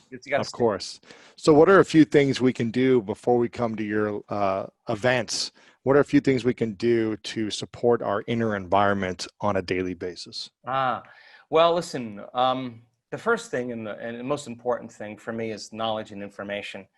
Knowledge is really power, and knowledge and information about yourself should empower you. It should empower the self, right? So when we learn about the immune system and all it can do, and we say, oh my God, you mean not every virus gets to me? In fact, no. And the more you understand that, and the more you coax your immune system into love and into love. Like I just did this little thing on our social media where I was talking about the inner army of order and what would be the signal you would want that inner army to get. And so we created this meditation and we said, what would invincibility feel like? Signal your body and feel invincible. How would you feel if you had an uncompromising will, that you had more energy than you could possibly imagine? Show your body what it feels like, because it is that emotion of invincibility, that emotion of an uncompromising will to empower your inner world. And you have the intent of that's what it's for. Wow, get ready, because you're going to start creating a cadence and a rhythm where your body's going, whoa, what is all these new chemicals? What are all these new signals? Right. Hey, it's time. Hey, now all of a sudden receptor sites on the T cells go, wow, we got some new signals coming from the boss here. Let's open up all those T cell receptors. Let's go. In fact, we would love a little fight right now because we got a lot of time on our hands and we got all our receptors turned on. I mean, that would be a signal for your body. We also know that if you could just trade fear and frustration and resentment and suffering for an elevated emotion and truly open your heart again and practice doing that, you'll heal. You'll heal, because I mean, all healings happen in the heart, and we've seen some really incredible moments in the last year where people that were traumatized from childhood, that were abused sexually, physically, emotionally, that were suicidal, that had all kinds of health conditions, they came to the edge of that emotion that kept them connected to the past, and they were ready to give up in one meditation because they never had felt an emotion like this that they could remember, that it was so intense. And they thought about all the times for the last year that they never missed a day of doing a meditation, even when they didn't feel like it, or when they wanted to quit halfway through and they didn't, they went all the way. They thought about all those times that they went to that point and they went one more time. Really? And their words are always the same. And my heart blew wide open. And I look back at my entire past, and I don't want to change one thing in my past because it brought me to this present moment. And I can see my betrayers. I could see the people in my life that had a hand in this. And I have nothing but compassion for them, because now the person is no longer viewing that past from the same level of consciousness. They're viewing it from a place of love, of wholeness. And they see the greater good of all of it. And now their conditions, their health conditions, their endometriosis, their uterine tumors, I mean, whatever it is, literally disappears, and they have an incredible, incredible change in their brain chemistry. They're in love with life. They're off their meds. They're not suicidal. Why would they be? They're free. So it can happen in an instant when the heart is healed. And everybody gets the new signal. The body's out of the past. The body's no longer feeling the emotions of the past. And sometimes we got to come right up against that edge. That's the great moment. It's probably not sometimes, it's probably every time. In order to break through is to get up against that edge. Yeah. So how do we, I mean, I feel like we've brainwashed ourselves over the years to believe a story of the past is who we are and who we will always be in the future. So how do we brainwash ourselves in times of stress and anxiety in order to become more peaceful, loving, and successful in the future? How do we brainwash ourselves in a different way? Sure. Well, that's what I have spent just about my whole life. Wow, I mean, the first and most important thing is that you have to understand that if 95% of who you are is a set of unconscious programs, then the first step is lighting a match in a dark place. If you want to become someone else, you got to become aware of who you are. Yes. That means you got to start thinking about what you've been thinking about. You got to start paying attention to how you speak. You got to be conscious. Being conscious to every thought, action, emotion, word, emotion, feeling, expression, body language, everything you need to be aware of and conscious of. Self-aware. Is there a way that you help people to track this besides just like, okay, I'm aware of this in the moment? Do they journal their thoughts throughout the day, or when a negative thought comes up, do they remember the way their body language is throughout the day, closed off and guarded or open? How do they self-reflect where they can track it better? Well, that's a big question. But I will tell you this, that you demystify the word meditation, and the word meditation literally means become familiar with. Yeah. And when you become so familiar with your thoughts, so aware of your emotions, so conscious of your habits that you wouldn't go unconscious to them again, now you're no longer the program, right? Mm-hmm. So getting people disentangled from that program, we found out is a formula. And when we teach people how to do certain things with their focus and opening their awareness, when we teach them how to create a very disorderly brain that has been driven by the hormones of stress into a more orderly, coherent brain, and teach them how to open their focus and practice that, they'll come up against those thoughts and they'll become so familiar with them. Listen to this. They won't believe them anymore when they come up any longer. Wow. And so when they hear them in their day, they'll be like, that's not going to stop me from my future. So if they're sitting there and they want to quit, just because they're sitting still and they're not quitting, then they're developing a will that's greater than those programs. And you're breaking out of the shell. And you keep doing that, you're going to get up and do the work every day because you did it yesterday. And you're going to want to do more of that because you're getting out of your past and it feels better. And if you keep doing that and you keep feeling better every day, the question is, why wouldn't you do it every day? Because you would ultimately just feel better. And then the more whole you feel means the more you are connected to your future. Imagine if you felt every single day, and this is what I do, work on. If I could stay connected to the emotions of my future all day long, there's no way I would be looking for when it would be happening. How could I look for when it would be happening if I feel like it's happening? I wouldn't look anymore, which means I wouldn't be separate from it. And that's when you start creating the magic, right? That's when you're in that zone. And that's when that reaffirms that personality that you're becoming. And now you don't, wake up in the morning and go, oh God, I got to create my future. No, you're going to jump out of bed because excited. You're not going to want that magic to end. That's the key. So you teach people how to do this and they start seeing the events in their life. They're not going to want to miss a day in really just getting beyond their personality. And listen, it's so cool because it's amazing. You see all these people come in for success and new careers and new relationships and healing from a disease and mystical experience. They come in for all these different kind of reasons, healing from a childhood trauma. But really, they just want wholeness. Right. And so as they start becoming more whole and they start feeling more whole, it's not coming from anywhere out there. It's not coming from out there. Nothing out there is making them feel whole. When the novelty of the thing wears off, you feel empty again. They're feeling whole from within. Oh, this is different. This is a different game. So why wouldn't you want to keep feeling more whole that you no longer want anything?